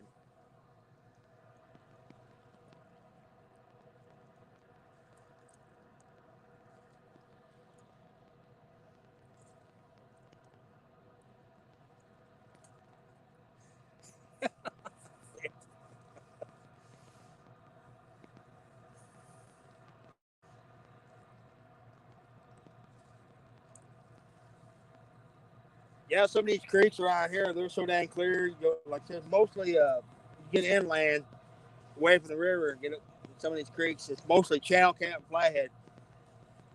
But every once in a while, you'll get in some holes. You'll actually see some of them channel cat stuff laying and get some root wads in them clear creeks, and it, it almost feels like cheating. You know, you throw a live sucker minnow or something from them, and if you can stay hid, they're gonna nail it.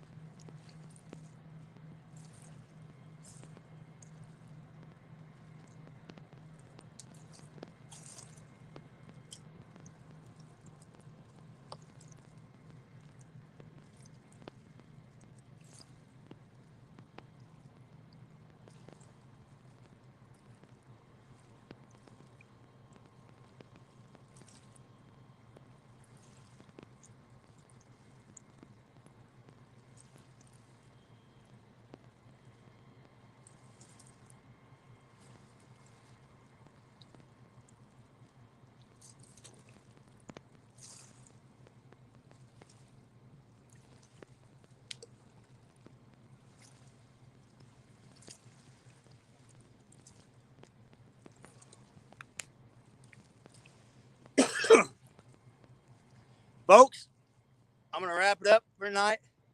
Hey Ace, just getting ready to shut her down, Ace. Uh, I appreciate every one of you guys coming in, watching the ride for tonight. Looking forward to seeing y'all on the next one. Everybody have a good night, and you guys be careful out there. Is it one night? Where cancel back? Yeah, yeah. This river right now, like I said, it's in a stable stage, but it's supposed to start dropping. But I'm kind of curious to see what this weather system's going to bring. Danny and Stone, like Richard, the same way as I am. They like fishing them when it's down. So Definitely, Buck. Guys, have a good night, and thanks for coming in. And we're going to catch you on the next one.